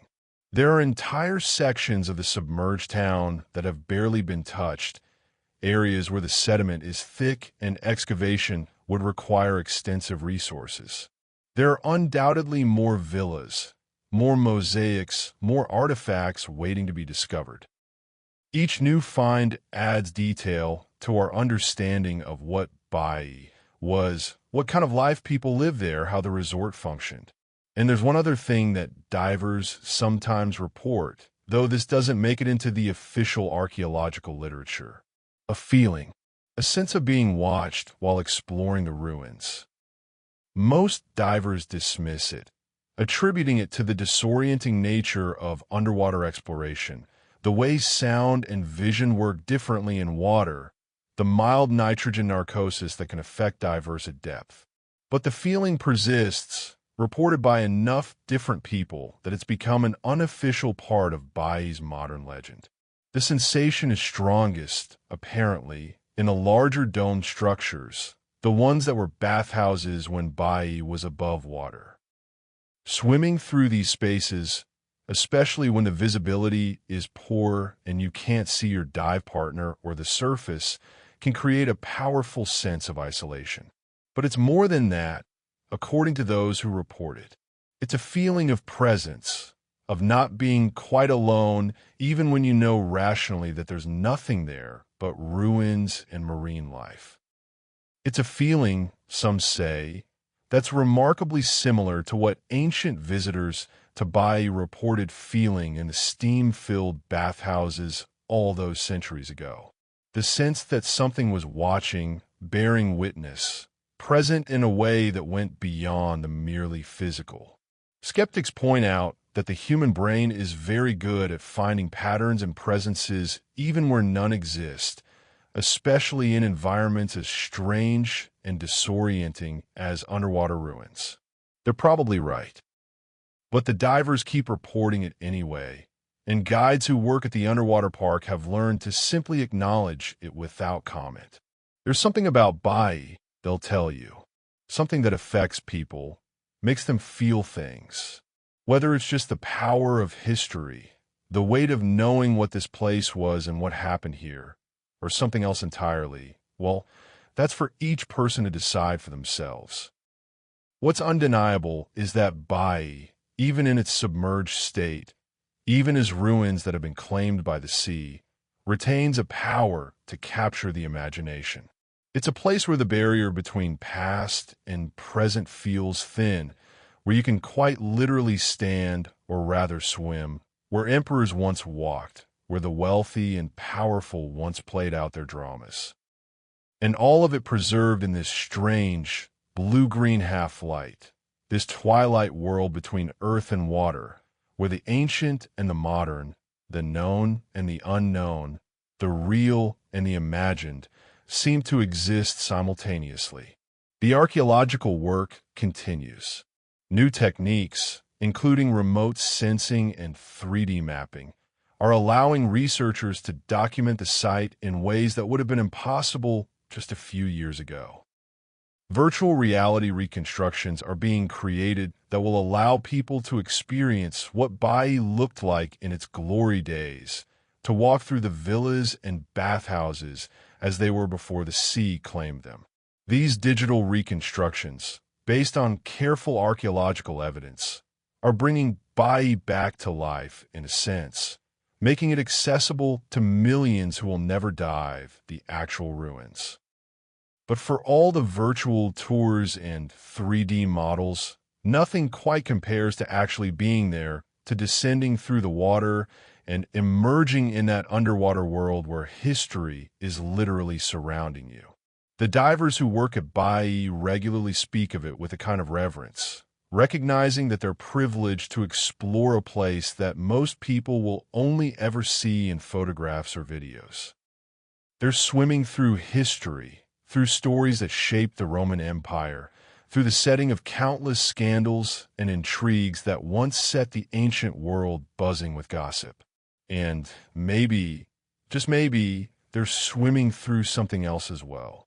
Through a place where something old and patient and enduring keeps its watch, as it has for more than 2,000 years, bearing witness to what was, what is, and what will be. But we're getting ahead of ourselves. To understand that part of the story, we need to look at what happens in Baiae today, at the modern encounters with the ancient past, at the strange experiences that continue to accumulate around this drowned resort, experiences that echo account from when Baiae still stood above the waves and the watcher walked, or seemed to walk, through the steam of the great bathhouses. Part 7. The Watcher's Vigil, Present Day. The underwater park at Baiae opens at sunrise during the summer season, when the Mediterranean is warm enough for comfortable snorkeling and the light is best for photography. Tour guides gather at the small marina near the Castello di Baia, checking equipment and reviewing the day's planned routes through the submerged ruins. Most of them have been leading tours for years, know every street and structure, every mosaic and column. They're professionals, well-trained in both underwater skills and Roman history. They don't believe in ghosts or supernatural phenomena. Or at least, that's what they'll tell you if you ask directly. But get them talking after a few glasses of wine, when the day's work is done and they're relaxing in one of the cafes overlooking the bay, and a different story sometimes emerges. Carefully qualified, hedged with disclaimers about optical illusions and the tricks that water plays on the eye, but a story nonetheless. A story that, stripped of the scientific explanations and rational frameworks, comes down to something simple. Sometimes, in the ruins, they feel like they're being watched. Marco, who has been guiding snorkeling tours at Baiae for 8 years, will tell you about the winter morning when he went down alone to check on a mosaic that had been partially uncovered by a recent storm. It was early before the tourists arrived, and the water was calm and unusually clear. He descended to the mosaic, part of what had been a villa's dining room, and began carefully documenting the newly exposed sections with his underwater camera. He was focused on his work, methodical, paying attention to nothing but the patterns revealed in the ancient tiles. And then he felt it, the sensation that he wasn't alone, that someone or something else was present in the water with him. Not threatening, he's very clear about that. Not malevolent, but definitely present in a way that made the hair on his arms stand up despite the cold water. He looked around, scanning the area visible through his mask, expecting to see another diver or perhaps a large fish. Nothing, just the ruins stretching away in all directions, columns and walls and the tessellated floor beneath him. He went back to his photography, telling himself it was just nerves, just the strangeness of being alone in this underwater ghost town. But the feeling didn't go away. It intensified. He had the overwhelming sense that he was being observed, that something was looking at him with an attention so focused, so intense, that it was almost physical. He turned again, quickly this time, hoping to catch whatever it was in his peripheral vision. And for just a moment, just a fraction of a second, he thought he saw something. A shape in the water, humanoid, but not quite human in its proportions, standing in one of the doorways about 30 feet away. Then he blinked, and it was gone. Just shadows and water and his own imagination. Marco surfaced shortly after, his heart racing, his hands shaking enough that he had difficulty climbing back into his boat. He didn't go down again that day. Didn't even complete his documentation of the mosaic. He went back to shore, made some excuse to his supervisor about equipment problems, and went home. For 3 days, he couldn't bring himself to return to the underwater park.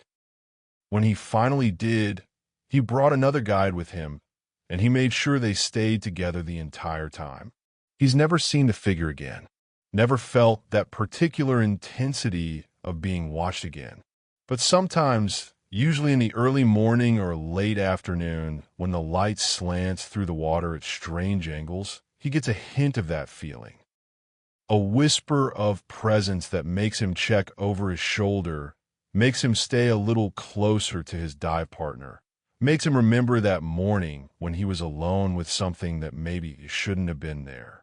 Other guides have similar stories, though they don't often share them with each other, let alone with tourists. Julia, who specializes in taking small groups to the deeper structures, once saw what she described as a figure standing on top of one of the submerged columns. She was leading a group of experienced divers through the area that had been Portus Julius, the ancient naval base. They were at about 25 feet, examining the remains of what might have been a warehouse or barracks. The visibility was excellent that day, perhaps 50 feet or more, rare for Baiae. And there it was, standing on a column that rose nearly to the surface, its form dark against the brighter water above. Julia assumed it was another diver, though she hadn't been notified of any other groups in that area at that time. She was about to signal to them, make contact, establish who they were and what they were doing. But then one of her group pointed at the figure and signaled a question. As they all turned to look directly at it, it seemed to shimmer, to become less distinct. And then it was gone. Not swimming away, not descending from the column, just gone. Vanished, as if it had never been there at all. The group surfaced shortly after, excited and confused. They all agreed they had seen something, though they couldn't agree on what it had been. One suggested it was a free diver who had held his breath and stayed perfectly still, then left while they were briefly distracted. Another thought it might have been a large fish, though that didn't explain the humanoid shape. A third insisted it was some kind of optical illusion caused by the way light refracted through the water. Julia didn't offer her own opinion. She'd been diving at Baiae for 12 years. She knew what divers looked like underwater. She knew what fish looked like. She knew about optical illusions. And she knew that what they'd seen didn't fit any of those explanations.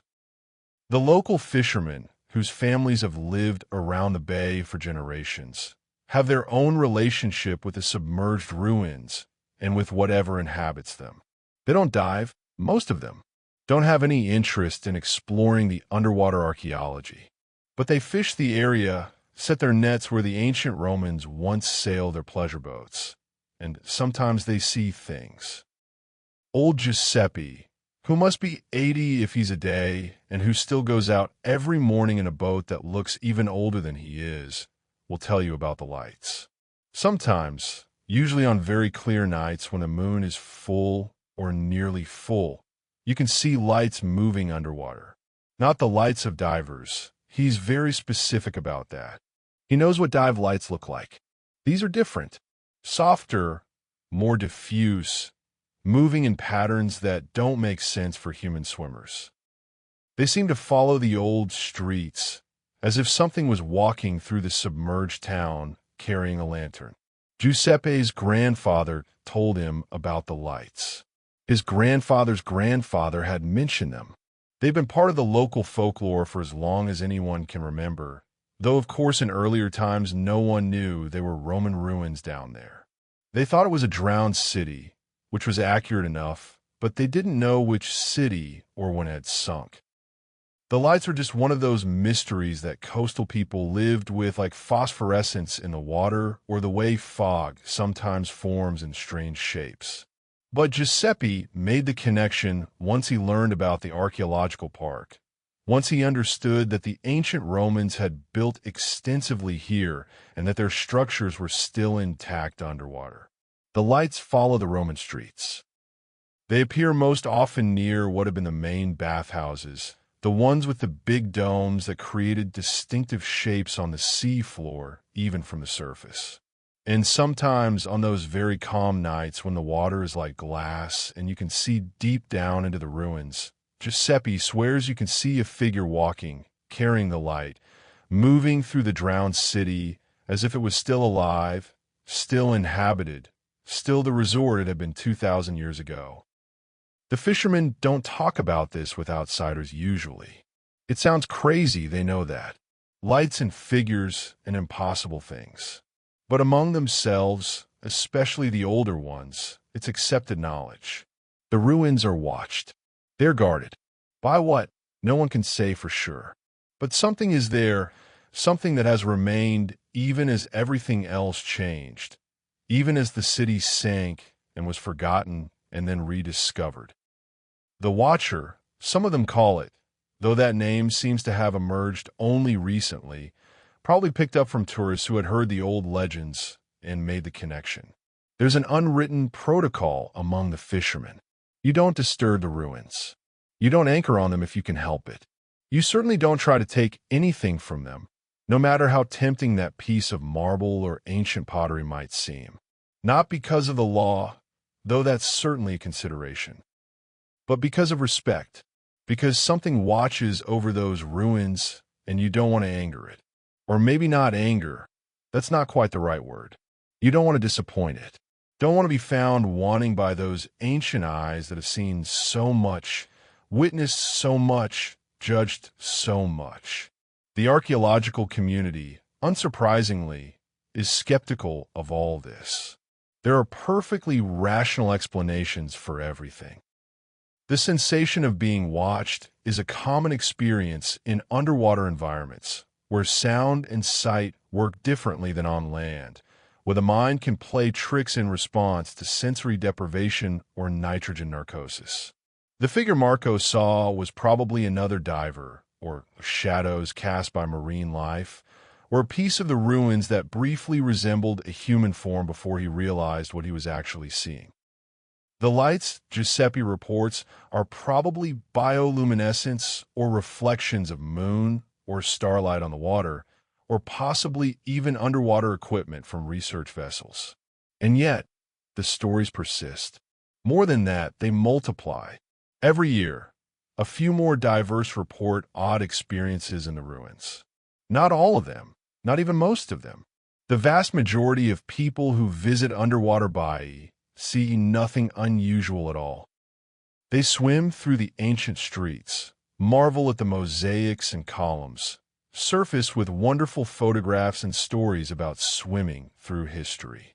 It's only occasionally, unpredictably, that someone encounters something that doesn't fit the rational framework, that sees or feels or senses something that seems to belong to a different category of experience entirely. Dr. Elena Rossi, who has been directing archaeological excavations at underwater Baiae for the past decade, has a theory about this. Not a scientific theory exactly, more of a philosophical musing that she'll share after hours when she's not speaking in her official capacity. She thinks that places can hold memory, that the accumulated experiences of centuries can somehow imprint themselves on a location in ways we don't yet understand. Baiae wasn't just any place. It was a crucible of human emotion and ambition and excess. For 400 years, the most powerful people in the Western world came here to indulge, to scheme, to love, to betray, to live at the absolute peak of what their civilization could offer.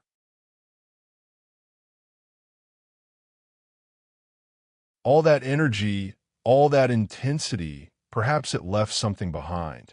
Not a ghost in the traditional sense, not the spirit of any particular person, but something more like an echo, a resonance that certain people at certain times can pick up on. The sensation of being watched, she suggests, might be the observer's mind registering this accumulated history, this weight of human experience pressed into the stone and water. The figures that people occasionally report seeing might be their imagination giving form to something that exists at the edge of perception, something real but not physical, meaningful but not material. It's a beautiful theory, though Dr. Rossi would be the first to admit it's not science. It's poetry, perhaps, or philosophy. But it fits with what people report experiencing at Baiae better than pure dismissal does. Because the people who feel watched at the ruins, who glimpse the figures in the water, who sense a presence that shouldn't be there, they're not deluded or prone to hallucination. They're experienced divers, rational people, often trained scientists. They know what they saw, or felt, or experienced, and they know it doesn't fit easy explanation. There's a particular dive site that has the highest concentration of reported unusual experiences. It's a section of what had been one of the major bathhouses, possibly the Temple of Mercury, though the identification isn't certain. The domed roof is long gone, of course, but the supporting walls remain, creating a large circular space with alcoves and passages leading off in multiple directions. The floor is still intact in places, covered with sediment, but showing glimpses of mosaic underneath, where the current has scoured away the silt. Divers report that this space feels different from the rest of the ruins, more enclosed despite being open to the water above, more atmospheric, more haunted, if you want to use that word. The feeling of being watched is strongest here. Several of the people who report actually seeing the figure say it appeared in one of the side passages, standing in an archway, as if waiting, as if inviting them to approach, but also warning them to keep their distance. The staff at the archaeological park have started quietly avoiding that area when they can. They don't tell tourists about it, don't include it in the standard tours. Not because anything dangerous has happened there. Nothing has. But because too many staff members have had unsettling experiences there, and it's easier to just work in other parts of the extensive site. There's plenty to see and study without having to deal with whatever it is that makes people so uncomfortable in that particular dome chamber. But researchers still occasionally work there because it's actually one of the better preserved structures and likely contains important archaeological information. They go in teams, always at least 3 or 4 divers together. They document quickly and thoroughly, and they don't linger. The unwritten rule is that you do your work and you surface. You don't explore for the sake of exploring. You don't hang around looking at things that aren't directly related to your research objectives. You certainly don't go there alone. A young archaeologist named Alessandro violated that rule last summer, though not intentionally. He was part of a team studying the building's construction techniques, trying to understand how the Romans had managed to create such large domed spaces without modern materials or engineering. He got separated from his team, distracted by what appeared to be an inscription on one of the walls, only partially visible through the sediment. He surfaced to tell the others what he'd found, but when he dove back down to photograph it, he took a slightly different route and emerged in the wrong part of the structure. He found himself alone in one of the side chambers, a smaller domed space that connected to the main hall. His lights revealed more mosaics on the floor, geometric patterns in remarkable condition. He was busy photographing these when his dive computer started malfunctioning, displaying error messages that didn't make sense. Then his flashlight flickered. Then his buddy's flashlight, carried as a backup, flickered too. He was in the process of checking his equipment, trying to figure out what was wrong, when he looked up and saw it. A figure stood in the archway that led back to the main chamber. The archway through which he had just come, which had been empty moments before. It was hard to make out details in the dim, flickering light, but the form was definitely humanoid. Tall, or seeming tall in the way it held itself. It didn't move. It just stood there, and Alessandro had the powerful impression that it was looking at him, examining him, perhaps deciding something about him. Alessandro did what any sensible diver would do in that situation. He got out of there. He swam toward the figure, thinking it must be one of his team members come to find him, though some part of his mind was already screaming that it wasn't, that this was something else entirely. As he approached the archway, the figure seemed to step back, receding into the shadows of the main chamber. Alessandro followed, his malfunctioning lights now working perfectly again, illuminating empty water and ancient stone. No figure, no sign that anything had been there at all. He surfaced immediately, his air supply still good, but his nerves shot. His team was right where they were supposed to be, documenting the main structure, all accounted for. None of them had gone into the side chamber. None of them had any idea what he was talking about when he tried to describe what he'd seen. He was the one who had wandered off, they pointed out, not them. He was the one who hadn't been where he was supposed to be. Maybe he'd gotten a bit of narcosis, gone a little deeper than he'd realized, let the strangeness of the environment get to him. Alessandro doesn't dive at Baiae anymore. He transferred to a different project, something on dry land, where the only things you have to worry about are regular archaeological challenges like proper excavation techniques and getting funding for continued research. He doesn't talk about what he saw, not openly. But word got around anyway, the way word always does in close-knit professional communities. And the people who knew about it weren't surprised. The dome chamber had claimed another one, they said, spooked another diver. The place had a reputation, and Alessandro had learned why. But perhaps the strangest accounts come from people who have had what they describe as positive experiences with the presence in the ruins. These stories are rarer, but they exist. People who say they felt guided, protected, even blessed by whatever it is that watches over Submerged Baiae. These accounts are harder to dismiss as misinterpretation or fear because the people reporting them aren't frightened. They're grateful. Sophia, an underwater photographer who has been documenting the Baiae ruins for a coffee table book, tells a story that she admits sounds impossible, but which she insists is absolutely true.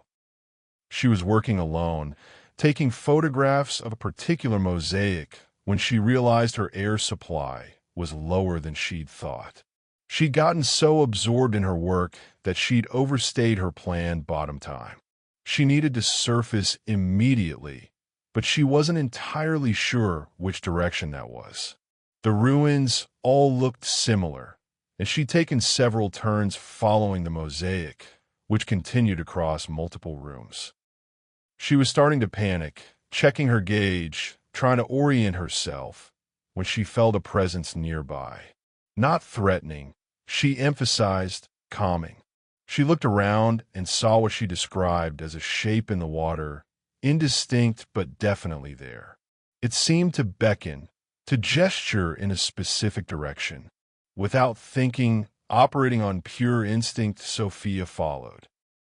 She swam in the direction indicated, and within moments she emerged from the complex structure into open water, with the surface clearly visible above her.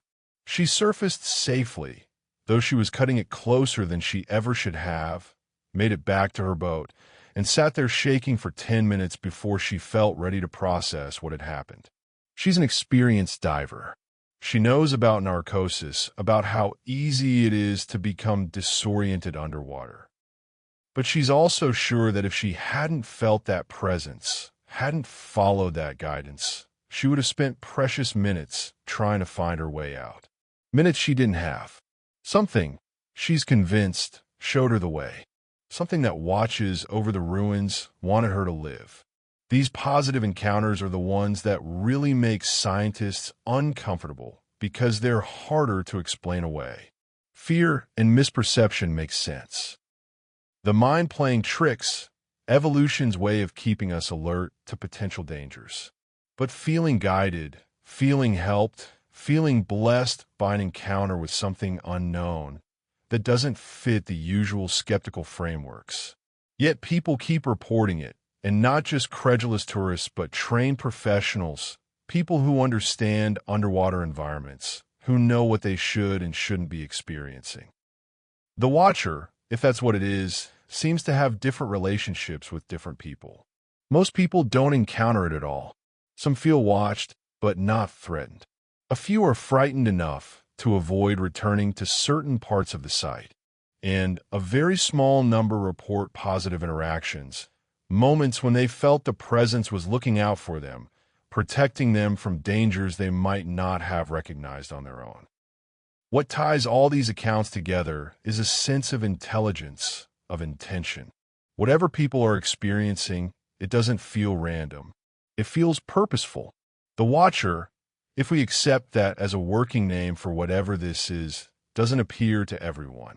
It shows itself to some people and not others, in some circumstances and not others, in some parts of the ruins and not others. There's a pattern, though no one has quite figured out what it is. Some suggest it has to do with intention, with why someone is in the ruins. Tourists seem less likely to have encounters than people who are working, who are there for research or documentation or preservation. But that's not a hard rule.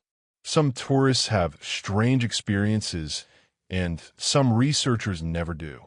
Others theorize it has to do with sensitivity, with some people being more attuned to whatever it is that the Watcher represents.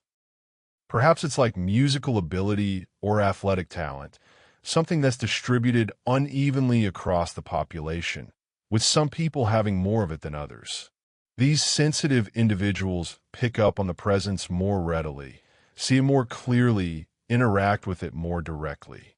But again, this doesn't explain all the accounts.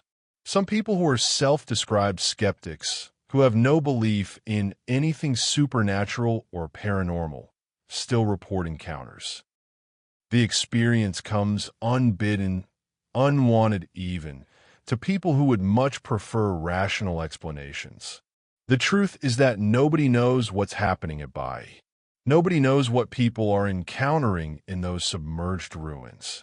The archaeological work continues. The tours run daily during season, and life goes on pretty much normally. But every so often, someone surfaces with a story that doesn't quite fit, an experience that sits outside the boundaries of what should be possible. And the legend grows, accumulates another layer, adds another voice to the chorus of people over thousands of years who have felt, in this particular place, the presence of something that watches, something that endures, something that exists at the intersection of history and mystery, of the known and the unknowable. Is it the watcher of legend, the figure that ancient Romans glimpsed in the steam of the bathhouses? Is it some kind of guardian spirit that has protected Baiae through all its transformations, from thriving resort to sunken ruin? Is it simply the power of place, the weight of history making itself felt in ways that science hasn't yet learned to measure? Or is it, as the skeptics insist, nothing more than pattern-seeking human minds finding meaning in random experiences, creating stories to explain the feelings that naturally arise in such an unusual and evocative environment? The question remains open, and perhaps that's appropriate. Perhaps some mysteries aren't meant to be solved, some stories aren't meant to have definitive endings. Perhaps the watcher, whatever it is, whatever it represents, will continue its vigil as it has for millennia, present but not proven, felt but not seen, real but not quantifiable. Watching as it has always watched, bearing witness as it has always borne witness, keeping its silent guard over the drowned city and the secrets it still holds. Part 8. Eternal Mysteries. What lies beyond sight? As we approach the end of our journey through Baiae's long, strange history, we're left with questions that have no easy answers. What is the Watcher? Where did it come from? Why did it choose Baiae, of all places, as the site of its eternal vigil? And perhaps most importantly, what does its presence, real or imagined, tell us about ourselves, about how we relate to history, to place, to the possibility that reality might be larger and stranger than our everyday experience suggests? Let's start with the skeptical view, because it deserves a fair hearing. The Watcher, in this interpretation, isn't real at all. It's a psychological phenomenon, a product of human pattern-seeking behavior, and our tendency to find meaning and intention in ambiguous stimuli. Ancient Romans walking through steam-filled bathhouses, modern divers swimming through underwater ruins, both are in environments that are disorienting, that play tricks with perception, that naturally create a sense of unease or strangeness. The mind, trying to make sense of these unusual sensations, creates a narrative, gives form to formless feelings. A figure in the mist, a presence in the water. It's compelling, it feels real, but it's ultimately just the brain doing what brains do, finding patterns, creating stories, making meaning out of the meaningless. This explanation has a lot going for it. We know that people see things that aren't there all the time. Optical illusions, misidentifications, false memories, these are well-documented phenomena. We know that certain environments can induce altered states of consciousness. The sulfurous fumes rising from Baiae's volcanic springs could have had mild hallucinogenic effects. The nitrogen narcosis that divers experience at depth is known to cause distortions of perception and judgment. Add to this the power of suggestion. People go to Baiae expecting something strange because they've heard the stories, and you have all the ingredients for a legend that perpetuates itself through pure psychological and social mechanisms. But this explanation, while rational and scientifically grounded, has some weaknesses. It doesn't account for the consistency of the reports across different time periods and different cultural contexts. Ancient Romans and modern divers don't share much in terms of beliefs or expectations. The Romans believed in a pantheon of gods, in spirits inhabiting natural places, in an animated universe full of divine presences. Modern divers are mostly secular, scientifically educated, trained to trust their equipment and rational judgment over superstition and folklore. Yet both groups, separated by 2,000 years and radically different worldviews, report remarkably similar experiences. A figure in the transitional spaces, watching but not interacting. A presence that feels purposeful, intelligent but not hostile. The skeptical explanation also struggles with the accounts of people being helped, being guided to safety, being blessed by their encounters. If it's all just misperception and pattern seeking, why would those misperceptions manifest as beneficial experiences? Evolution shapes our fears effectively. We're good at seeing predators and dangers even when they're not there. But we're not particularly good at imagining helpful presences that guide us to safety. That's not a survival mechanism that natural selection would favor. So where do these positive experiences come from? The believers, of course, have their own explanations. Some see the Watcher as a genuine spirit, a kind of genius loci that has inhabited Baiae since long before the Romans came. Perhaps since humans first discover the hot springs and recognize them as special.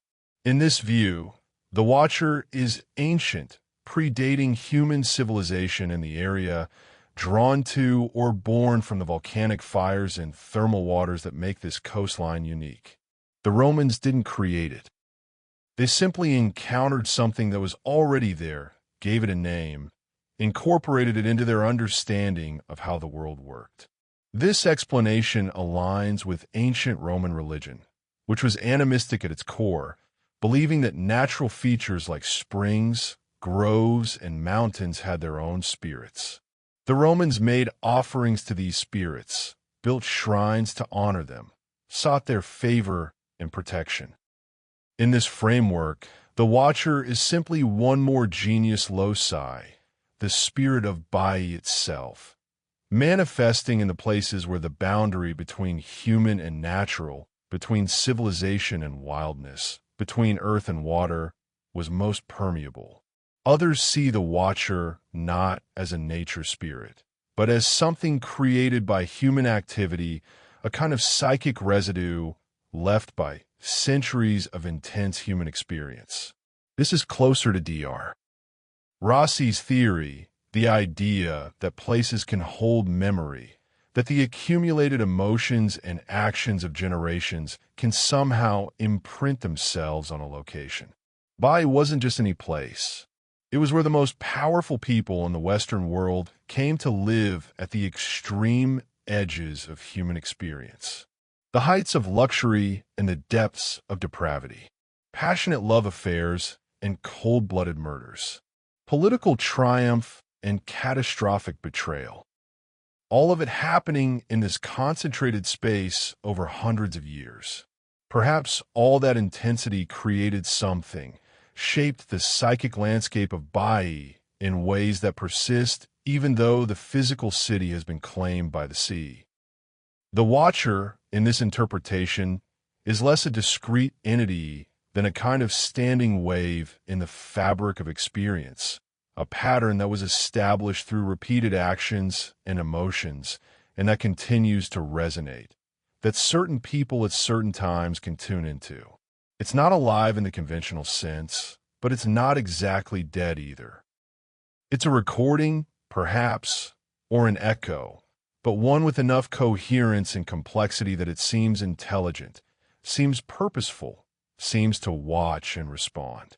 Then there are the more exotic theories, the ones that push into territory that mainstream archaeology and history prefer to avoid. What if the Watcher is something that predates not just Rome, but humanity itself?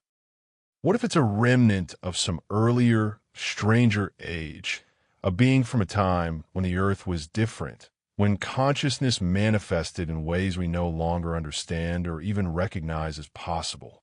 This is speculation at its wildest, entering the realm of cosmic horror and ancient astronaut theories. But it's worth noting that it exists, that some people who have encountered the Watcher feel it has a quality of otherness that goes beyond either nature spirits or psychic residue. Something that is fundamentally not human, not of our world as we understand it. Something watching us with eyes that see dimensions we can't perceive and thoughts we can't comprehend. This theory draws on the fact that the Campania region, where Baiae is located, has been volcanically active for millions of years. The Phlegrean fields have experienced super eruptions that reshaped the Mediterranean landscape. What if, in those violent transformations of earth and fire, something was created or released, something that has existed in the volcanic system ever since, manifesting at particular locations where the underground fire comes close to the surface? Baiae, with its thermal springs and active Bradyseism, would be exactly the kind of place where such a being might appear. Of course, this is pure speculation, the kind of thing that makes scientists wince. There's no evidence for it, no way to test it, no mechanism by which it could work. But the fact that people reach for such explanations tells us something interesting about the human relationship with mystery. We're uncomfortable with experiences that don't fit our frameworks. We want to understand, to categorize, to make sense of what we encounter. And when the normal explanations don't quite work, when something persists in being strange despite our best efforts to rationalize it, we start reaching for stranger explanations to match the strangeness of the experience. The truth is probably something simpler than ancient aliens, but more interesting than mere psychology. The truth is probably that Baiae is a place where multiple factors converge to create unusual experiences. The physical environment, unusual to begin with, made even more strange by its submersion. The immense historical significance, the weight of everything that happened there. The human tendency to perceive patterns and presences. The occasional unusual neurological or psychological state induced by the environment. All of these working together to create experiences that feel real, that have common elements across different witnesses and time periods, but that don't have a single, simple explanation. The Watcher might be many things simultaneously.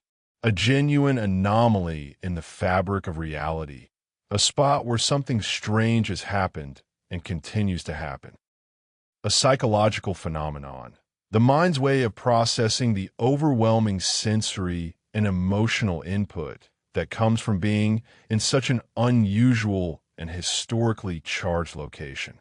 A cultural construct, a legend that has been passed down and added to over millennia, shaping people's expectations and therefore their experiences. A bit of all of these, layered on top of each other like the sediment layers on Baiae's submerged floors, creating something complex and multifaceted that can't be reduced to any single category. What we can say with certainty is that Baiae has a strange power over the imagination. Whether you believe in the Watcher or dismiss it as folklore, whether you've had your own encounter or have only read about others, the place exerts a pull. It makes you think about time and change, about how civilizations rise and fall, about how the mighty are brought low and the proud are humbled. It makes you wonder what lasts, what endures, what remains after everything else has been swept away. Baiae, the resort that seemed eternal to those who frequented it, is now mostly underwater, its glory reduced to ruins that fish swim through. The emperors who built their villas there are dust. The scandals that once set the Roman world buzzing are mostly forgotten, lost in the gaps of our historical record. The elaborate bathhouses, the magnificent architecture, the carefully tended gardens, and artificially stocked fish ponds, all of it have been reclaimed by nature, colonized by sea grass and mollusks and octopuses that care nothing for history or human pretension. But something remains. Call it the Watcher, call it genius loci, call it psychic residue, or cultural memory, or collective imagination. Something about Baiae persists beyond its physical remains. It exists in the stories people tell, in the experiences they report, in the way that knowing about Baiae changes how you think about luxury and power and the impermanence of human achievement. It exists in the divers who swim through the ruins and surface with a sense of having touched something ancient and mysterious. It exists in the fishermen who see lights moving underwater and know enough to respect what they don't understand. It exists in the archaeologists who work to preserve and study the site, who feel the weight of history in every artifact they document, every structure they map. Baiae is more than just a drowned Roman resort. It's a door to a different way of thinking about time and permanence, about what truly lasts and what merely seems to last. The Romans thought they were building for eternity. They thought their empire would endure forever, that the stone and concrete and elaborate engineering would outlast any conceivable future. They were wrong, of course.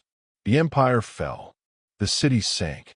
The thermal springs still flow, but they pour their healing waters into the salt sea now, mixed and diluted and no longer capable of working their magic on human ailments. But the mystery endures. The question of what people are experiencing in those submerged ruins continues to generate new stories, new encounters, new attempts to explain the unexplainable. And perhaps that's the real legacy of the Watcher, not any particular truth about what it is or whether it exists, but the reminder it provides that the world is stranger than our philosophies account for, that there are gaps in our understanding, spaces where the known and unknown overlap, twilight zones where experience outpaces explanation. In the end, maybe it doesn't matter whether the Watcher is real in some objective, measurable sense. Maybe what matters is that people continue to encounter something in Baiae, continue to have experiences that transform their understanding of possibility, continue to return ashore with stories that don't quite fit the rational frameworks we usually employ. Maybe what matters is that in an age of incredible scientific understanding, in a time when we can map the human genome and photograph distant galaxies and explain so much of what our ancestors found mysterious, there are still places, experiences, encounters that resist easy explanation. That make us wonder. That make us question our certainties. Baiae is one of those places. The Watcher, whether real or imagined or something in between, is one of those mysteries. And as long as people continue to explore the ruins, continue to swim through that underwater ghost town, continue to surface with tales of what they saw or felt or experienced, the legend will persist. The Watcher will keep its vigil, bearing witness to humanity's endless fascination with the unknown, with the possibility that reality is larger and more mysterious than we typically acknowledge, with the hope, perhaps, that there are still wonders in the world that we have yet to understand. Part 9. Sleep and Wonder, a gentle closing. And so we come to the end of our journey through Baiae, through its golden age and its slow decline, through its submersion and its rediscovery, through all the stories of the Watcher who has kept its vigil for more than 2,000 years. If you're still listening, still awake as we drift toward the conclusion, know that it's perfectly fine to let go now, to let sleep take you as gently as the sea took Baiae, quietly, inevitably, transforming something into something else while its essential nature remains. Think of the Watcher, standing in its eternal vigil, patient beyond measure, watching as civilizations rise and fall like waves upon a shore. There's something comforting about that image, isn't there? The idea that even as everything changes, even as empires crumble and cities sink into the sea, something endures. Something watches over it all, bearing witness, remembering. You don't have to believe it's literally true to find comfort in the metaphor. We all want to believe that our experiences matter, that someone or something is paying attention, that we're not just acting out our dramas on an empty stage before an indifferent universe. Baiae's story is ultimately a story about impermanence and permanence, about what lasts and what passes away. The physical city is gone, or mostly gone, reduced to ruins that marine life has colonized. But the idea of Baiae persists. The legend lives on. And perhaps that's what the Watcher was guarding all along, not the buildings or the bathhouses or the marble columns, but the memory, the story, the meaning of it all. Perhaps it keeps its vigil not to protect what was, but to ensure that what was is not completely forgotten, that some trace remains, some echo that future generations can hear if they listen carefully enough. As you drift towards sleep, imagine yourself in the thermal waters of Ancient Baiae. The water is perfectly warm, heated by volcanic fires deep beneath the earth. The air is filled with gentle steam, obscuring details, making everything soft and dreamy. You float effortlessly, supported by the water, your body relaxed, your mind quiet. And in the mist, just at the edge of vision, something moves. Not threatening, not frightening, just present, watching over you, ensuring you're safe, bearing witness to your rest. This is what sleep is in a sense. A kind of submersion, a going under, a release of conscious control. We sink into sleep the way Baiae sank into the sea, gradually, naturally, surrendering to forces larger than ourselves. And in that submersion, that yielding, there's transformation. We don't emerge from sleep as exactly the same person who went under. We're refreshed, renewed, changed in subtle ways by dreams we may not even remember. Sleep is its own kind of bathhouse, its own kind of thermal spring, healing what needs healing, washing away what needs washing away. The Romans understood this, which is why they built such elaborate bathing complexes, why they ritualized the process of cleansing and relaxation. They recognized that there's something sacred about letting go, about surrendering control, about allowing yourself to be supported by something greater than yourself, whether that's water or sleep or the comforting presence of something watching over you. In the bathhouses of Baiae, the physical and spiritual merged. You weren't just cleaning your body. You were participating in a ritual that connected you to something larger, something older, something that would persist long after you were gone. The Watcher, in this sense, becomes a symbol of continuity, of the part of reality that persists beyond individual lives, beyond civilizations, beyond even the physical structures we build. It's the witness, the observer, the consciousness that remains aware even as everything around it changes. And in a way, that's what we all are. Each of us a watcher in our own right, bearing witness to our own small corner of existence, watching as our world transforms around us, as we age, as circumstances change, as what we thought was permanent proves transient, and what we thought was transient proves to have surprising permanence. Let the story of Baiae and its watcher become part of your dreams tonight. Let the thermal waters of ancient Rome carry you gently into sleep. Let the mist from the volcanic springs obscure the details that don't matter, the worries and concerns that seem so pressing in daylight, but which lose their power in the soft darkness of night. You are safe. You are watched over, whether by the watcher of legend or simply by the vast, indifferent, yet somehow comforting processes of the universe that have carried humanity through countless nights and will carry us through countless more. The ruins of Baiae will still be there tomorrow, under the Mediterranean, patient and enduring.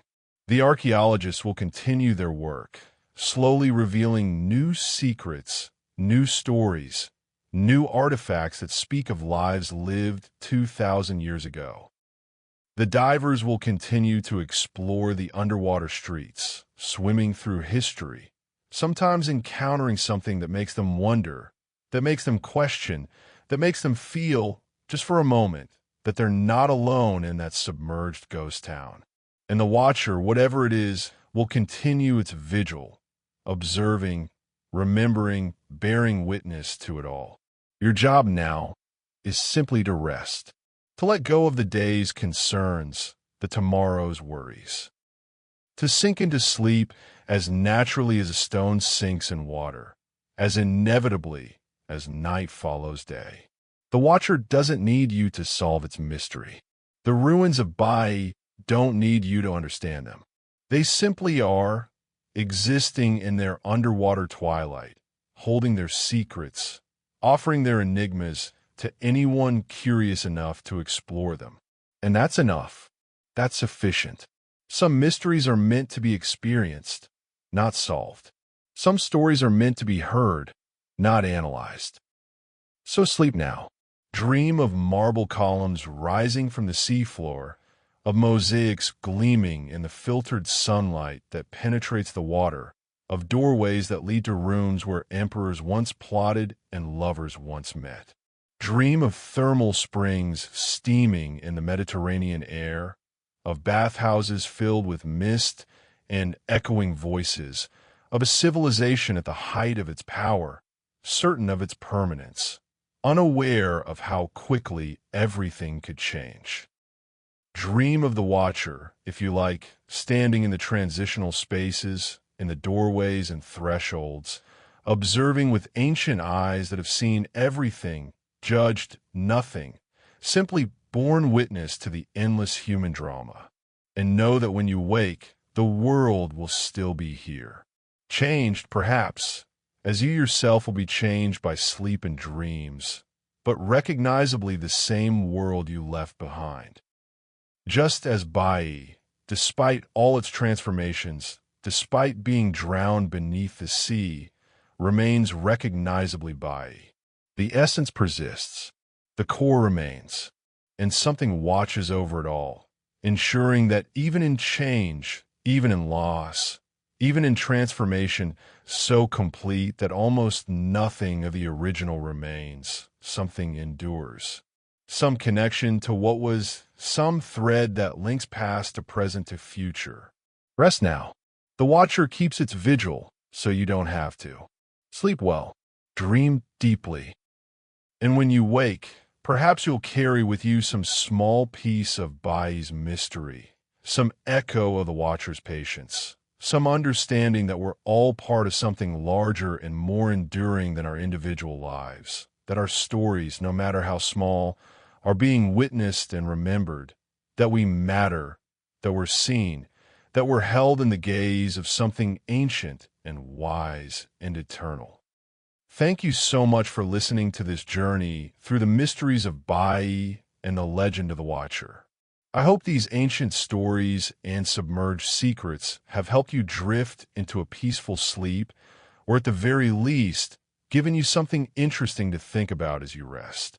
If you enjoyed this mystical tale, I'd be grateful if you could take a moment to like this video and subscribe to the Mystic Sleep Tales channel. Your support helps me continue creating these long-form, atmospheric stories about mysterious events from around the world. I'm also curious about you, my listeners. Where are you listening from tonight? What time is it in your part of the world? Are you in the Americas, Europe, Asia, or somewhere else entirely? Drop a comment and let me know. I love seeing how these stories travel across time zones and continents, connecting people from all corners of the globe through our shared fascination with history and mystery. And if you have any stories or events you'd like me to explore in future episodes, please share them with me in the comments. Maybe there's a mysterious location in your country, a local legend that deserves a deeper look, or a historical mystery that keeps you up at night. I read every comment, and I'm always looking for new topics to research and transform into these lengthy, sleep-inducing journeys through the unknown. Until next time, sleep well, dream deeply, and remember that the world is full of wonders and mysteries, waiting patiently in the shadows for curious souls to discover them. The Watcher of Baiae isn't the only guardian of forgotten places. There are countless other stories out there, countless other ruins and legends and enigmas that deserve to be remembered and honored with our attention. So rest now, knowing that somewhere, something is watching over all these lost places and lost stories, bearing witness to the endless pageant of human history, keeping vigil over mysteries that may never be fully solved, but which enrich our world simply by existing, simply by reminding us that reality is larger and stranger and more beautiful than we sometimes dare to imagine. Sweet dreams, fellow travelers in the realm of mystery. Until we meet again in another tale. Good night.